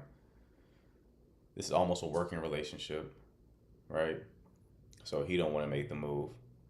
And then you're doing the woman thing where it's like, okay, I'm waiting for you to make the move. So now you're like a stalemate. You said like guys are nice. That was the key thing that you just said. No, we're not. Like generally, ask women who who are not very conventionally attractive how nice how nice people are. People aren't nice to Quasimodo or the woman equivalent. I would say Whoopi Goldberg. People aren't nice to people. Like they don't live a nice. They wouldn't describe people as nice. Attractive people describe people as nice because from their experience, people are nice, right? If you were 5'3", 315, this guy probably wouldn't be so nice. He probably would throw the coffee at you. He probably would hot potato the coffee at you and then go to the next customer. That's probably what happened. But he's been there a lot of time, like really engaging you. So he might have some degree of interest. I'm not saying that he's going to, that he's so interested that he actually wants to ask you out. But I think he's interested enough to where he's attracted to you. I know, but then how do I sort of? I mean, like I don't like. I'm trying to gauge whether he has obviously a partner, and I think like maybe the question that I can throw, at him would be, like, oh, how was your weekend? And hopefully that might lead him into the conversation of like, oh, if he does have a partner, he would be spending time with her, over the weekend. I would just talk about you being single. I wish y'all had like the social IQ that I had. I would just talk about you being single. That communicates a lot. I'll find a way to work that into the conversation. Maybe complain about it a little bit. No, but then I feel like that's kind of, I don't know. I think it's like the turn off actually. Because if I'm complaining about the fact that I'm single, then it's like I'm undateable. No, not complain. I hear what you're saying. Not complain to like in like a Debbie. Don't turn into Eeyore, right? But like you just mention the fact in like a playful way. So that gives him the data that you're single, and it also positions him to relate. Because that's probably how the dynamic is working right now. You share something about yourself, and then he shares something about himself. So you take advantage of the dynamic you've already established, which is like if I share something about myself, you're going to share something about yourself. So what you want to share now is that you are single, in whatever way you want to share it, but work it natively into the conversation. Work it like organically into the conversation. But I would take a playful spin on it, right? And yeah, I would think if he has, that's actually how I would play it. I would have that, I would make that known, work that playfully and organically in the conversation. He would reveal if he's single, right? Off of that conversation. And it will give him everything he needs to know to take it forward. If he doesn't make a move after that, I just would assume, not that he's not attracted to you, but just that he either doesn't have the balls or doesn't have the logistics to move things forward. Okay, so make it known that I'm available. Yeah. Yeah, let's make it know that you're single. That's it. Hey, I'm getting together. Me and my single friends are going out, you know, all my single sisters. We're having a Beyonce themed party. He's like, oh, you're single?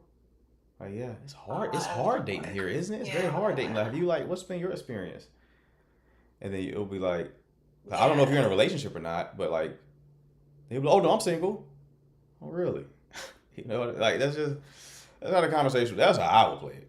But like that's going to give you the data that you need, and that will communicate to him what needs to be communicated, and then you just wait and see.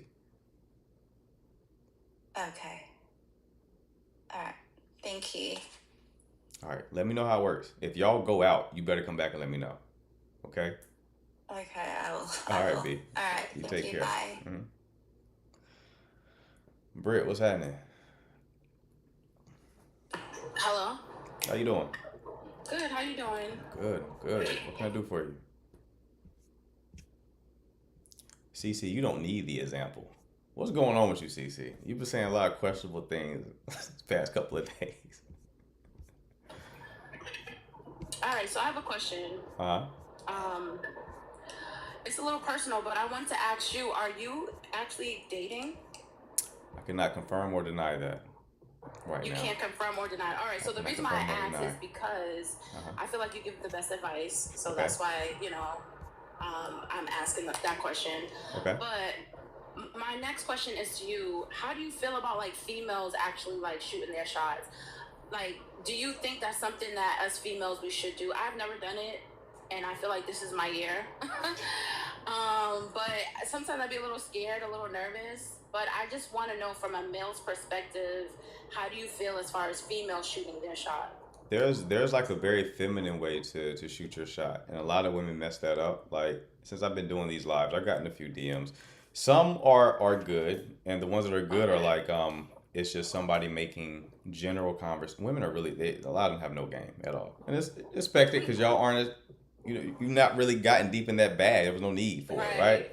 Okay. So I've had women just like throw their number in the DM. Like what is that accomplishing, right? Yeah. Hey, I would like to talk. Here's my number. Like what? So like no, don't do that. The feminine way to do it is just you're creating an opening. Just creating an opening, right? You look at like the 1950s, the ladies, the little white ladies would like drop handkerchief on the ground on purpose. The guy would come pick it up and give it to him, right?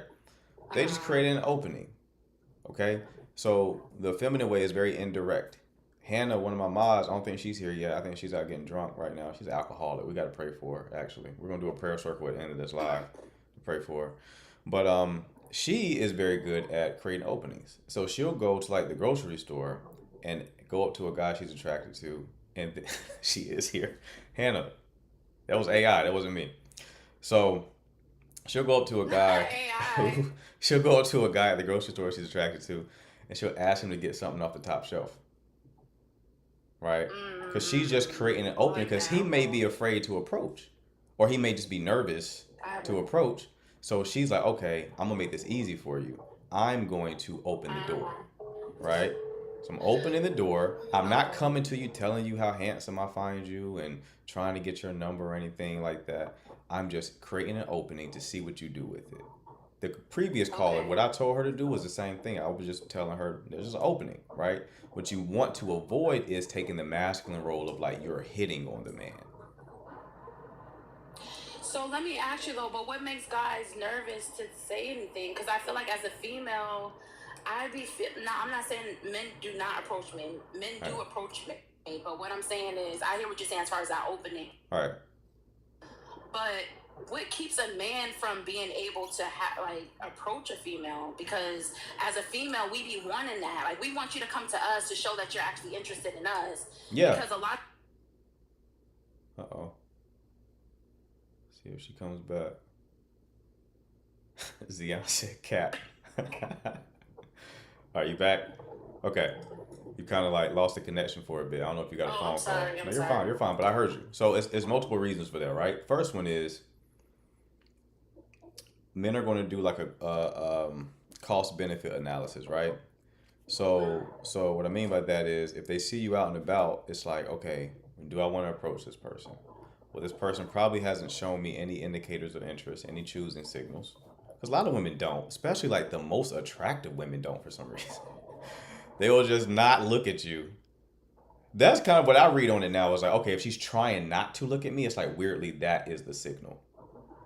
But sometimes they don't look at you because they may feel as though you may not be interested in them. So it's kind of like some females, they would do this thing where it's like, if I'm in a setting or I'm in a room by myself and I see a man who's attractive, I may not say anything to him because I actually want him to say something to me to let me know, to really confirm that he's feeling me or not. Right. So that looking away or not giving you the eye contact, I feel like that's simply because she don't really know where you're at. Right. Know? But the way that you do it is you create the opening. That's why I said the dance of attraction has been lost upon both sexes. For whatever reason, this generation, like men and women have both figured, they've not learned the dance.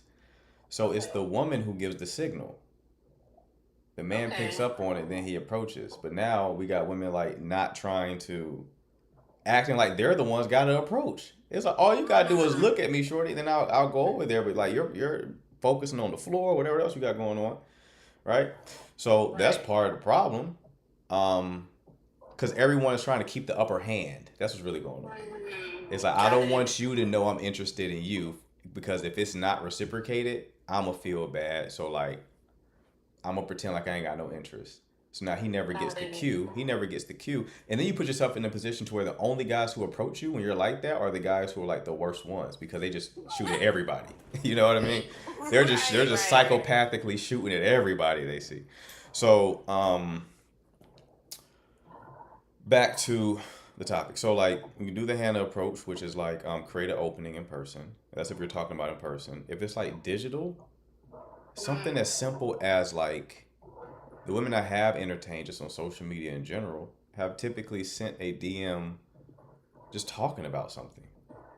Like maybe like talking about a video that I made or something like that, right? It's just creating the conversation. And then if the person's interested, they'll keep it going. When I have been interested in the past, I don't care what you came to me with. Okay, we're going to keep this conversation going. So what's up with you, right? We're going to keep it going. Same way like in person. In Hannah's situation, if she asks Buddy to get something off the top shelf, he gonna do it. And then it's like, but what's your name though? I need to know who I just helped. So what is your name? Right. And then we're gonna keep the conversation. So if he don't ask the name, that means just keep it going. Yeah. He ain't interested. And that's the thing. But it's like, but because you're being indirect with it, you won't really reject it. Got it. You know what I mean? You're not going up being like, because that's the thing. When the women have just sent me the number, and I don't respond, they'll unfollow. Because now they feel rejected, right? And they gotta like protect themselves. No, you don't need to feel rejected. If you just create the opening, you have plausible deniability. Got you. You got plausible deniability. Ultimately, you can always be like, I just needed something from the top shelf. He was tall, and I thought he could get it. Right. You could use that as an excuse, low key. That's it. That's it. Okay. So I'm gonna try to open up that door this week. And let me tell you, first and foremost, whenever you go live, I'm telling you from here on out, whenever I'm on TikTok and I see that you go live, I'm going to always request to ask a question because I feel like you give the best advice. So that's first thing. Okay. 2, I'm going to give myself some homework and I'm going to create that opening for myself. I feel like when it comes digitally, hitting somebody up, that makes me feel uncomfortable only because I feel like for me, the vibe, the energy, you being face to face, I'm able to feel a little bit more comfortable with that because nobody likes rejection, right? Right. But I feel like it's easier for me to kind of read the room to know, okay, if this person's feeling me or not, if I were to shoot my shot, to be able to determine like, okay, Brittany, he's not feeling you, keep it pushing. But I feel like social media or anything digital, you never really know. And nobody got time to be wasting time. Right. So it's like with social media, it's hard for me because I feel like, okay, you could think that I'm reaching out to you because I'm asking questions regarding whatever, and I might be. But after a while, it's kind of like, okay, well, I'm interested in this person, but it's just hard because you never know, and I just feel like it's just too much going on. But like I said, I'm gonna give myself that homework and open up that door and see how it goes. And next time you're live, I'll keep you updated and tell you how it goes. Sounds good, love. I appreciate the kind words. Definitely keep me posted. All right. I will. Thank you. All right. Take care. All right. Who we got next? Hello. What's going on? Hey. Oh, you're not using the calculator no more? It sounds better. What's All right, up? good, perfect. All right, so I have a friend here with me, and he doesn't have TikTok. Okay. And he wants to ask a question. So is that cool? Sure. All right, perfect. I'm gonna put him on. All right. Hello, can you hear me? What's going on, Playboy? All right. I had issues like emotional infidelity in my marriage, Okay. and recently in September, everything came to a head. My wife found out. She till to this day she's still upset. It's like I was talking to somebody like in a conversation for years, like me and the girl, like we just been talking on and off. Mm-hmm. My wife lost trust in me, and it's like I've been doing everything in my power to show her that I'm about her, but I'm not sure how to move forward. Some days she's calling me baby and acting like we are a happy couple, and other days she's saying like I'm going outside, it's gonna be a hot girl summer, and threatening to talk to other men. I don't know if she is, but I want to know how can I figure out what can I do to make things right. I've been honest with her moving forward, but I feel like the trust has been broken, and no matter what I do, it's not being fixed. I love my wife. I truly love my wife, and I don't want to lose her. How can I tell if she should I keep trying, or should I just give up? Okay. I'm sorry. And also, how can I tell if this is? I'm getting tongue tied. You're good. How can I tell if that's what she wants? Okay. How long have y'all been married? 16 years. 16 years. Kiana, you saying this script is crazy because this sounds like a TV show, didn't it? Okay, 16 years, and y'all are still married right now? Yes. Okay. We separated, but I'm still in the house. Okay, still in the house, separated. How long ago did this occur? Like the infidelity? Well, when she found out was last year, September. September of last year. Okay. Okay, so this is still relatively fresh. Mm-hmm. Okay. And what was the extent of what she found out? Like, how long since she found out? No, like what did she find out? I'm sorry, you said, what did she find out? She found out that I was she checked her phone bill and found out I was calling other girls on the phone. Okay. For years. For years. For years. Okay. But no physical activity? No. Okay, so when you were calling these women for years, what were you doing? Just talking. Okay. Just talking. That's it. And how did you meet these women? Honestly, one of them was my ex. Okay. And the others? And, the other two, I used to work with them. We just good friends. Okay. But They all knew that I was married. So Okay. it wasn't nothing going on to nothing. Okay. So what were you calling your ex for? Her son. I grew up with her son. Her son, even though her son's like 30 something now, you know what I'm saying? I was there when he was a baby. Okay. And me and him had some type of connection. Even though his father was in and out of his life, but me and her son had that bond. Gotcha. All right. So she finds out that you've been calling women for years. So I'm assuming she's under the impression that you were physically cheating as well. Yes. Okay. So you're not able to convince her that you were not physically cheating. Yes. Okay. And you're being 100% honest with like the fact that you were not physically cheating. I'm 100% honest. Okay. All right. So she found out in September, and y'all are actively separated now? Yes, we've been separated since January, Okay. but we still in the same house. Okay. So, in what way have you tried to make amends? Like I try to like sit down and talk to her. I try to show her flowers. I try to take her out. Yeah. Like it's just so much, like a lot of stuff. Like doing chores and stuff. Okay. Paying bills and husband stuff. Gotcha. What's your relationship with Super? Friends. Okay.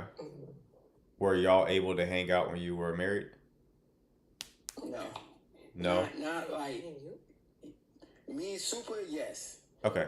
Now, So you talking about my friend, right? Or you talking about Super? yeah, I'm talking about the person that were with you, right? Who called in. So y'all were able to like be physically in proximity while you were married. Yeah, Me and him? Uh-huh. Because I'm friends with both of them. Okay, cool. Yeah. I just want to establish the dynamic. I want to make sure him being there with you right now wasn't like actively. Oh, yeah. You know? No. Okay. I'm friends with both. Cool. Okay. Cool. So, all right. And so have you like taken accountability for the situation?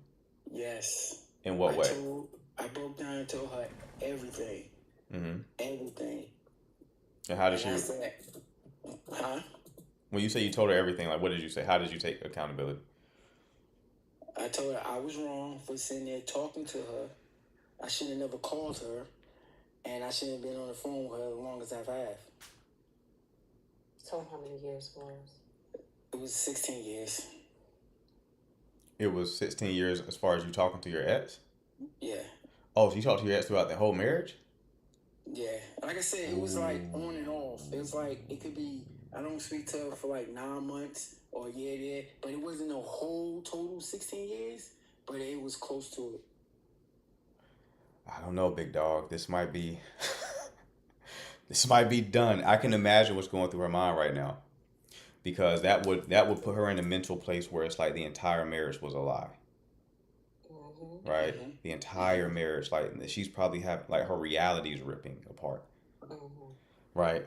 So she probably is questioning if she even knows you. So what extent is the lie, right?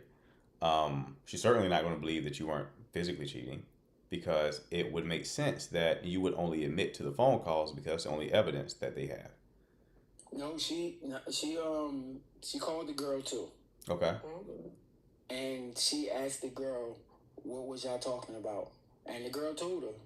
She told her. I asked about her son, asked her how her day was. She means. But I'm sure your ex knows that you were hiding talking to her, right? You said my wife knows? No, your ex that you were talking to. I'm sure she's aware of the fact that like you were hiding y'all's conversations from your wife. Yes. Right. So then that would mean that she was complicit in. Hold on.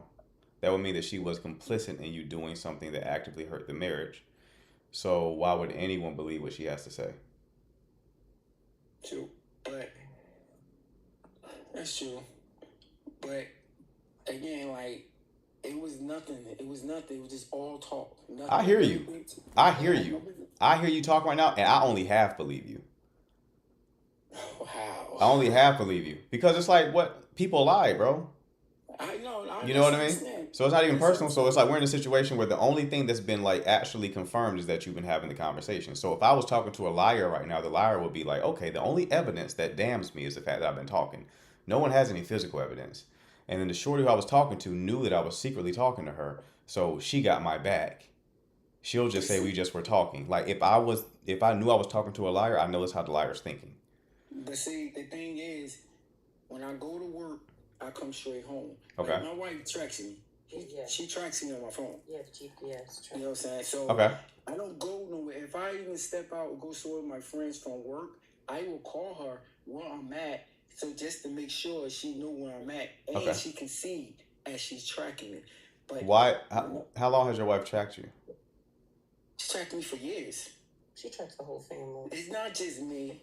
It's the whole family as well. She tracks everybody. Okay, that gives me more peace. The fact that she tracks everybody. Okay. Okay. All right. So that helps you for sure. The fact that she can see your location and everything. That at least mitigates some of the damage. So you said that she sometimes calls you baby. What's the context there?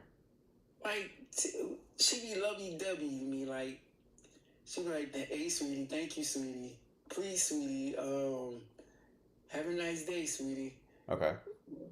Is she doing more of that or more of like the hot girl summer? It's like that. It's like half and half. It's half and half. Okay. Is there anything that triggers the hot girl summer talk? Honestly, I guess if she sees something on Facebook or TikTok or music, certain music, whatever, it triggers us. Gotcha. Okay. So outside influences. Yes. Of someone that may be talking about like niggas ain't shit, that kind of stuff. She's like, yeah, they're not. Right. And then she remembers y'all's situation and then wants to have a hot girl summer. Okay. The 50-50 thing helps. All right. And this happened in September. Mm-hmm. And y'all still live together. Mm-hmm. Has she changed her behavior at all? Is she like going out? Mm-hmm. Now she's starting to go out more. When did that start? I say like beginning of this month, towards the end of the... So beginning of this month she started. Whoa. We're back on calculator time. You hear now? Let me see. Can you? Yeah, we're good. Okay. So this month she started going out. No, January. January, I'm sorry. Oh, January she started going out. Yeah. Okay. Going out with her friends. Like, how late is she staying out? Like 2, 3 in the morning. 2, 3 in the morning. Okay. 2, 3 in the morning. Mm-hmm. All right. And she's like threatening you on the way out sometimes. Yeah. All right. Or besides her doing that, like when in the house or whatever, she's, oh, it's gonna be a hot girl summer. I'm gonna do me. Hey. And then when, oh my God, now we supposed to get our backyard. That's actually a good sign. If she just wanted to go out there and cheat on you, she would just cheat on you. She's trying to get a reaction out of it. She's trying to hurt you. So she's just trying to hurt you verbally. That doesn't necessarily mean she's doing anything. If she was like more indifferent towards you and then just going out, that would mean more like, that would tell me more like, oh, she's going out there doing something. By her going out and then telling you on the way out she's having a hot girl summer, that dog ain't in her. That dog is not in her. It doesn't sound like it. So you're not in a terrible situation because she still is engaging you warmly and she still cares. So essentially the safety has to be established in the connection again. Right?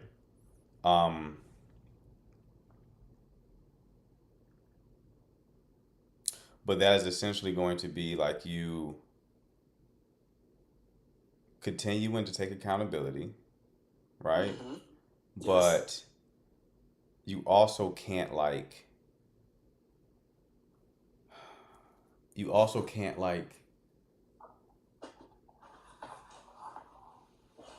be too overly accommodating, if that makes sense. Yes, I understand. So no, like, I'm constantly making grand gestures and that's not gonna really have an effect. The only thing that's really gonna have an effect here is like if you own it, take ownership like a man, and then give her time. When she engages with you, you're warm, right? Mm-hmm. But like you aren't like actively trying to win her back. Yeah. Does that make sense? Because this is something that she has to like fully process. And it's too fresh for her to fully process. It just happened in September. And it was a big thing. Right? It was a real big thing. So she has to like kind of like process the whole emotional experience, work through like the emotions that she has. And the one thing that you can't do is like make any excuses. No. You can't make I'm any straightforward. excuses. I've been straightforward with her. But Right. tell him that you did make excuses a couple times. January, it was a couple of excuses. You made quite a few excuses a couple times. You gotta tell him the truth. You gotta tell him because then he can tell you the accurate thing. I did make a couple of excuses. What excuses did you make? Like the one that's saying that it was just conversation about the son only. It was an excuse. like That's how she sees it. She think that I had an excuse when I said I was just talking to her son, talking to her about her son. She think that that's an excuse. And I said, I'm not gonna like telling her it's not an excuse. I mean, that's what really was going on. But she think it's more than that. She think I'm in love with the girl, but I'm not in love with the girl. Why do you say you're not in love with her? I'm not. Like, I'm truly not in love with her. Well, there's a reason why you were talking to her, boss man. Yeah, it was just friends. That ain't the reason, though. That's not the reason. Oftentimes, it's called triangulation. Oftentimes, when people are in situations like this, they're not being... And my gut is telling me this is the situation because Supa is having to coach you through this. So that tells me that you're lacking with leadership. So you can't even have the conversation with me without somebody coaching you on how to answer the questions. There's some weakness within you, boss man. And that weakness is coming across in this phone call, but it's also likely coming across in your marriage. Right? So you probably are not yourself with your wife. Oftentimes when people are talking to friends of the opposite sex, it's partially because they can't be their full self with their current partner. So they can be their full self with the person they're talking to, though. There is a reason why you were talking to these women. There's a reason why you're talking to your ex, and it's not just because we're friends. And you're definitely not going to solve this issue until you get to the core of the issue. Until you can actually honestly say why I was talking to my ex like that. Because I know it's bullshit, you know it's bullshit on some level, and your wife definitely knows it's bullshit. And when you give her bullshit, she can't trust you. And the trust is the one thing you have to preserve in this situation. No, all honestly is serious. There's no love there. No love. So then why were I you? don't love me. I don't love the girl. I talk more about my wife to anybody than anything. Including the ex. Yeah, I talk about my wife. And when I'm at work, everybody know who my wife is. Everybody know. Okay. I mean, that's not really... It's a couple of times when I talk to the girl, I talk about my wife to the girl. A couple times out of 16 years, that's only 2 times.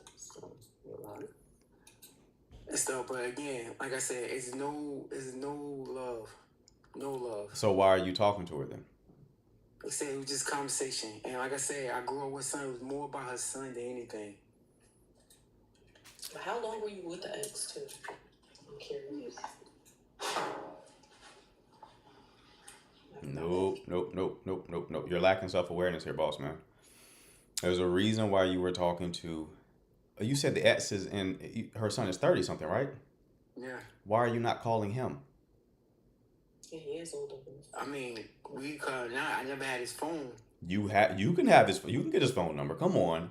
We're back to making excuses now. No, I'm not making excuses. I'm saying I never had his phone and stuff because he was in and out of his mom's place. So he doesn't have a cell phone?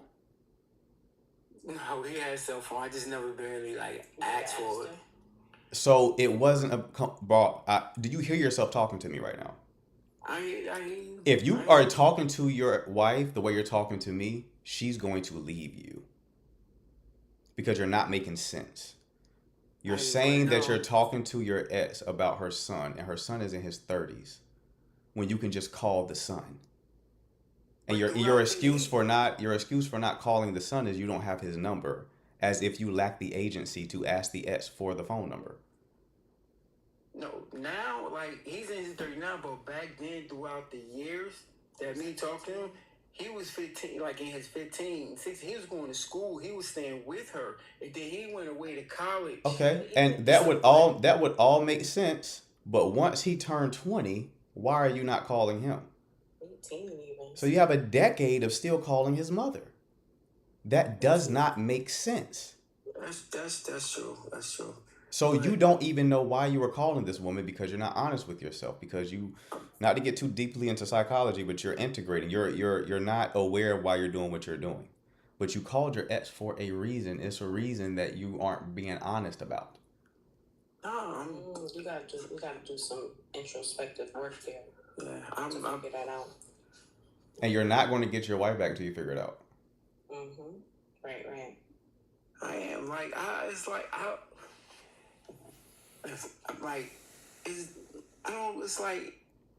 it was nothing there, and I don't know what else to do or say to prove to anybody, but it wasn't nothing there. If there was nothing there, then you will be able to very easily, your answer to why you talked to her for 16 years would make sense, and it does not make sense.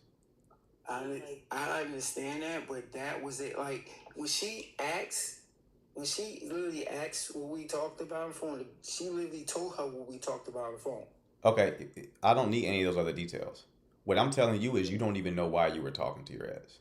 You don't. Just about that. That was it.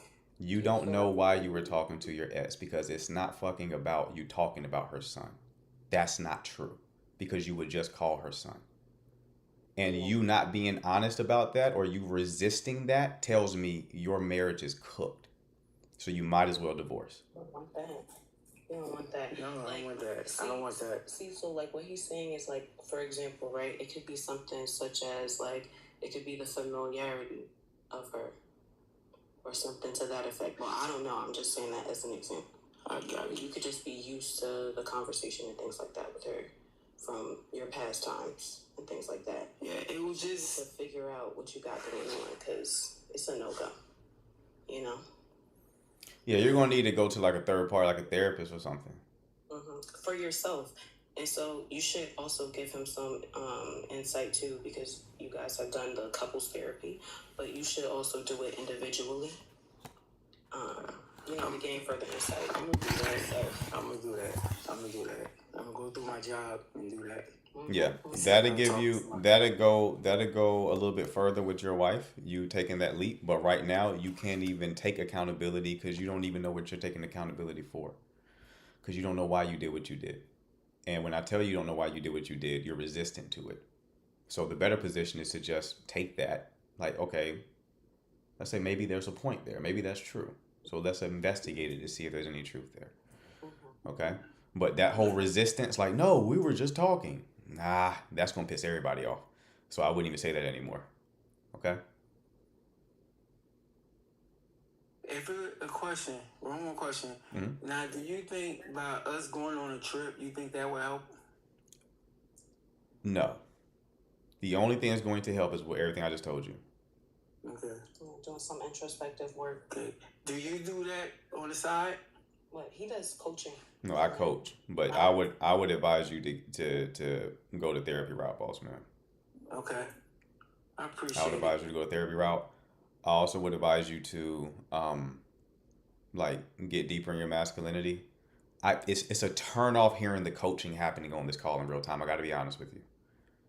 It's a big turn off for me to hear that you can't just answer the questions without being coached by Super in the background. It makes you look very weak. Okay. So we got to strengthen up a little bit. All right. Yes. All right, brother. Why you gotta come for my guy like that? That's what I gotta do to guys. Men respond to that. No, you do. Men respond to that. It's like when iron sharpens iron. So when you tell men the truth, I don't do it with women. With women, I'm a bit softer. With men, I know we need to hear it. So yes, strength, because even if you do get your wife back, you want to be strong enough to carry the marriage into the future. Okay. Yeah. Thank you. All right. Have a good one. Thank you. Appreciate the help. Mm-hmm. Yeah. That was a good little combo. Flo, what's going on? Hi, can you hear me? Mm-hmm. What's happening? Hi.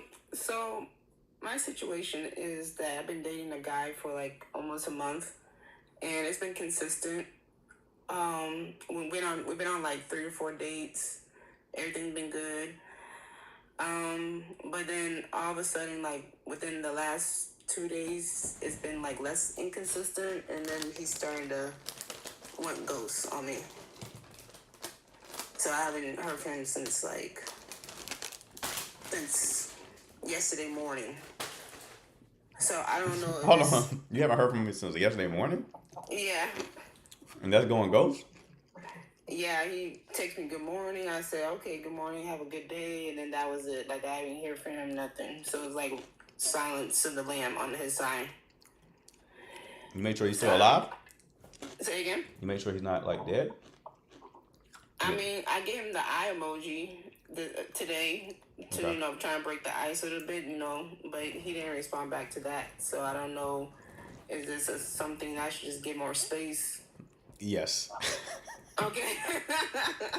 Yes, give him at least 48 hours. It hasn't even been 24 hours yet. You talked to him yesterday, right?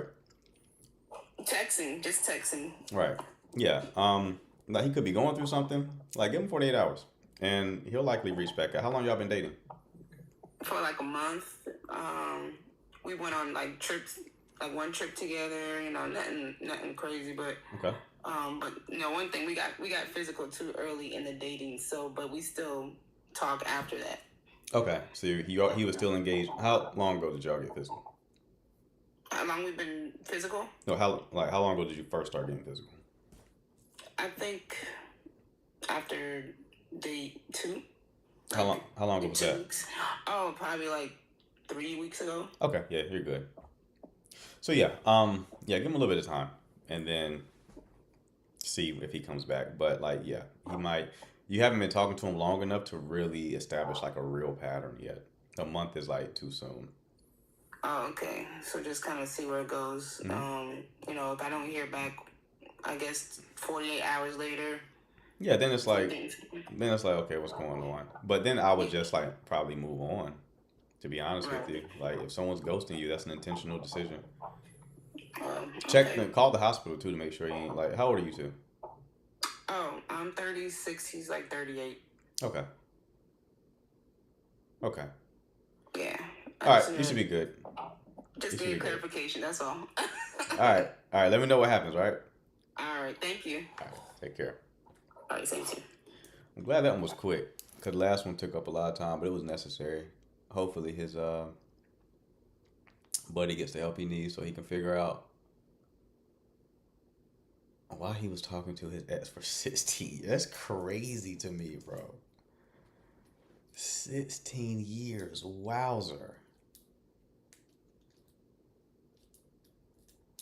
Whew. All right. We're going to see. If he does get therapy, that'll help. That'll help. No more call. Hold on. Who's just trying to get up here?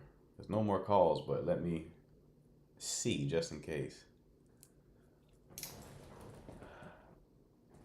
I'll take one more. What the hey?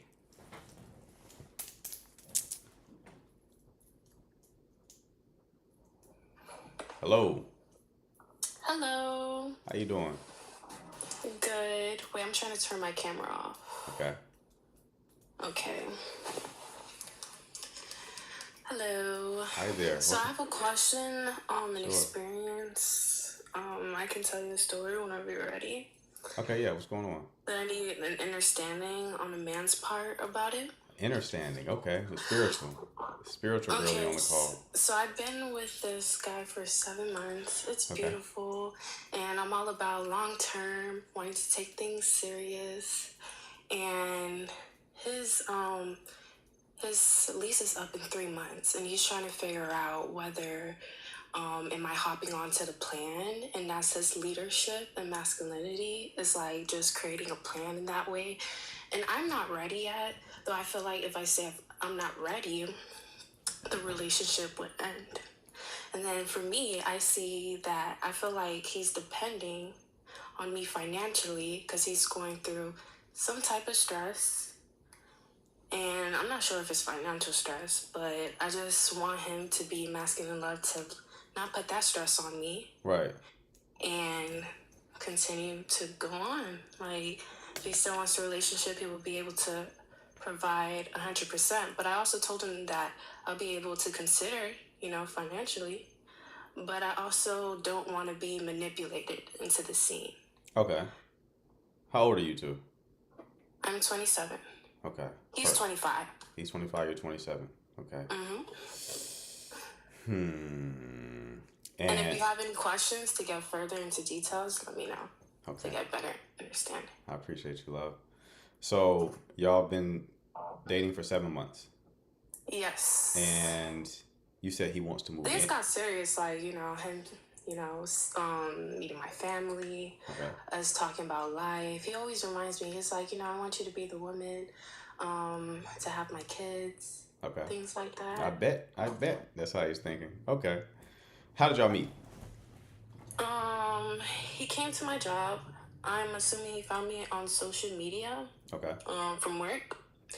And just started popping up as I was like bartending. It's a non-alcoholic place. Herbal drinks. So, of course, I wouldn't want to pick up somebody from a regular bar because that's not my thing. Right. Like, I don't like men that drink alcohol. Okay. I don't prefer my partner to. Okay.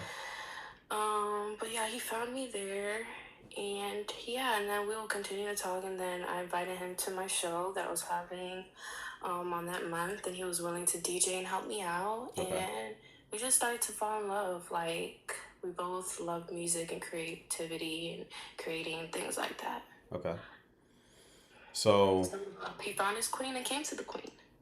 There we go. Yeah. So he's now in a position to where like he's asking to move in with you? Is that what you said? No, he wants me to move in, but I'll be able to. I have to have my money together in order to do so, and he's been stressed about that. He wants you to move in with him. Yes. But he doesn't have his money together? He does, but he still wants me to put my, all into it. But then I'm like, why? Like, why does it have to be? Like, it would always be a constant argument. So he wants you to help out financially? Yes. When you move in. And but I'm not there yet, because then I feel like I will lose a lot to be able to help myself. In what way? Taking care of my health, finance, like as in phone bills, the money that I put aside for family and investments, things like that. My personal life, just in case this shit goes down, all I got is me, independently. I gotta have my emergency money too. So are you saying that, okay, do you not live alone right now? No, I live with my mom. Okay. So you don't have any bills right now. But moving in with I don't him. have to pay much. Gotcha. So moving in with him, you will have bills. Okay. Yes. That makes sense. So it's going to be an extra, step. Okay. Okay. Yeah, I mean, if it doesn't make sense. So is your question whether or not you should do that? No, like, if that's needed, like, if in order because he would always say, oh, you got to have, like, big girl pants on, or, like, big girl, this is what women have to follow the man lead, and this and that. But I would love for him to consider that I need, time. Okay. Yeah. So you're not opposed to moving out. It's just happening too fast. Yes. Okay. So what is your question for me? The question, honestly, I just needed more clarity. That's it. Okay. Whether, I wish he was here to be able to speak about it too. I know what's going on here. He don't, this ain't a help thing. Y'all don't see what's going on here. This is a very beautiful woman. I'm looking at her right now. He wants that on lock and key. That's what's happening here. If she moves in with him, there's a high probability she'll get pregnant. He'll probably try to get her pregnant. That's what niggas do when they get with someone really bad. They try to lock them down real quick, get them pregnant, and be like, you're mine now, right? That's what's happening here. That's why he's trying to move so fast. This ain't about him getting financial help. Maybe that's a secondary benefit, but the primary is like, you look really good.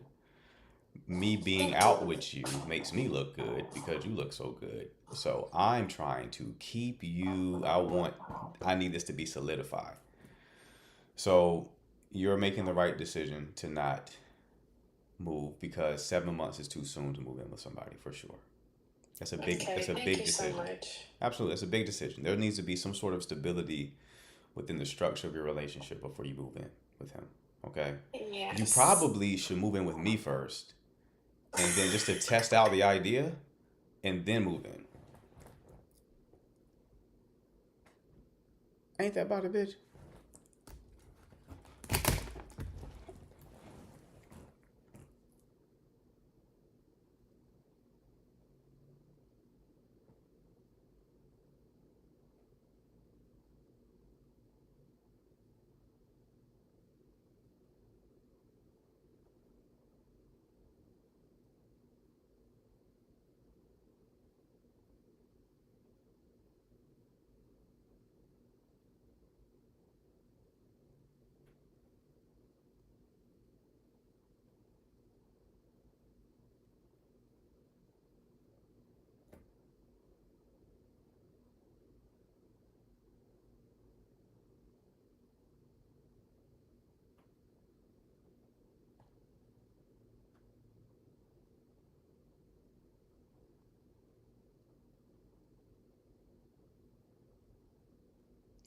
All right. Let me stop the stream on YouTube.